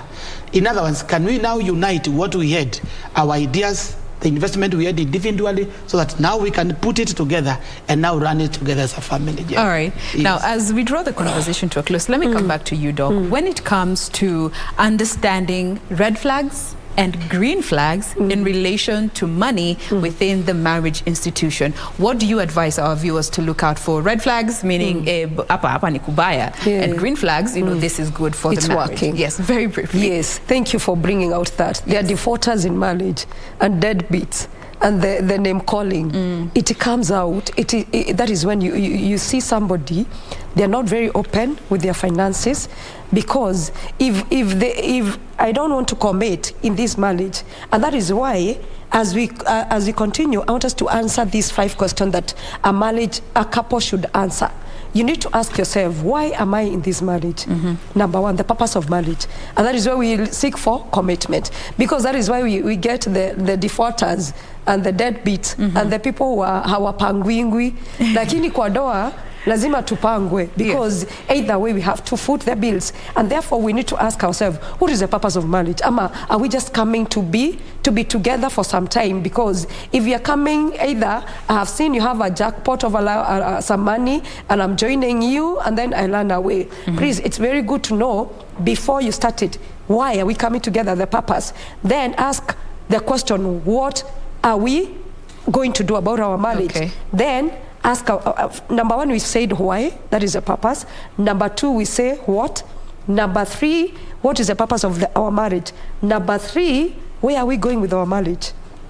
Then have timelines. We have these goals. How are we going to achieve them? And then ask the question, how? And therefore, the red flags is whereby you hear that somebody doesn't want to commit in the budget. All right. Now, my directors are telling me we are completely out of time, but this is a conversation that we are going to continue with, because we can never exhaust money issues. Money issues have become a very sensitive conversation, and my director just says we'll continue with this conversation next week. But we have been speaking with Anastasia Kihwaga, who is a family and marriage counselor. We also have our couple with us in studio today. We have Peter Mutunga and Ruth Mutunga. Thank you so much, ladies and gentlemen, for being with us in regards to this conversation. Thank you.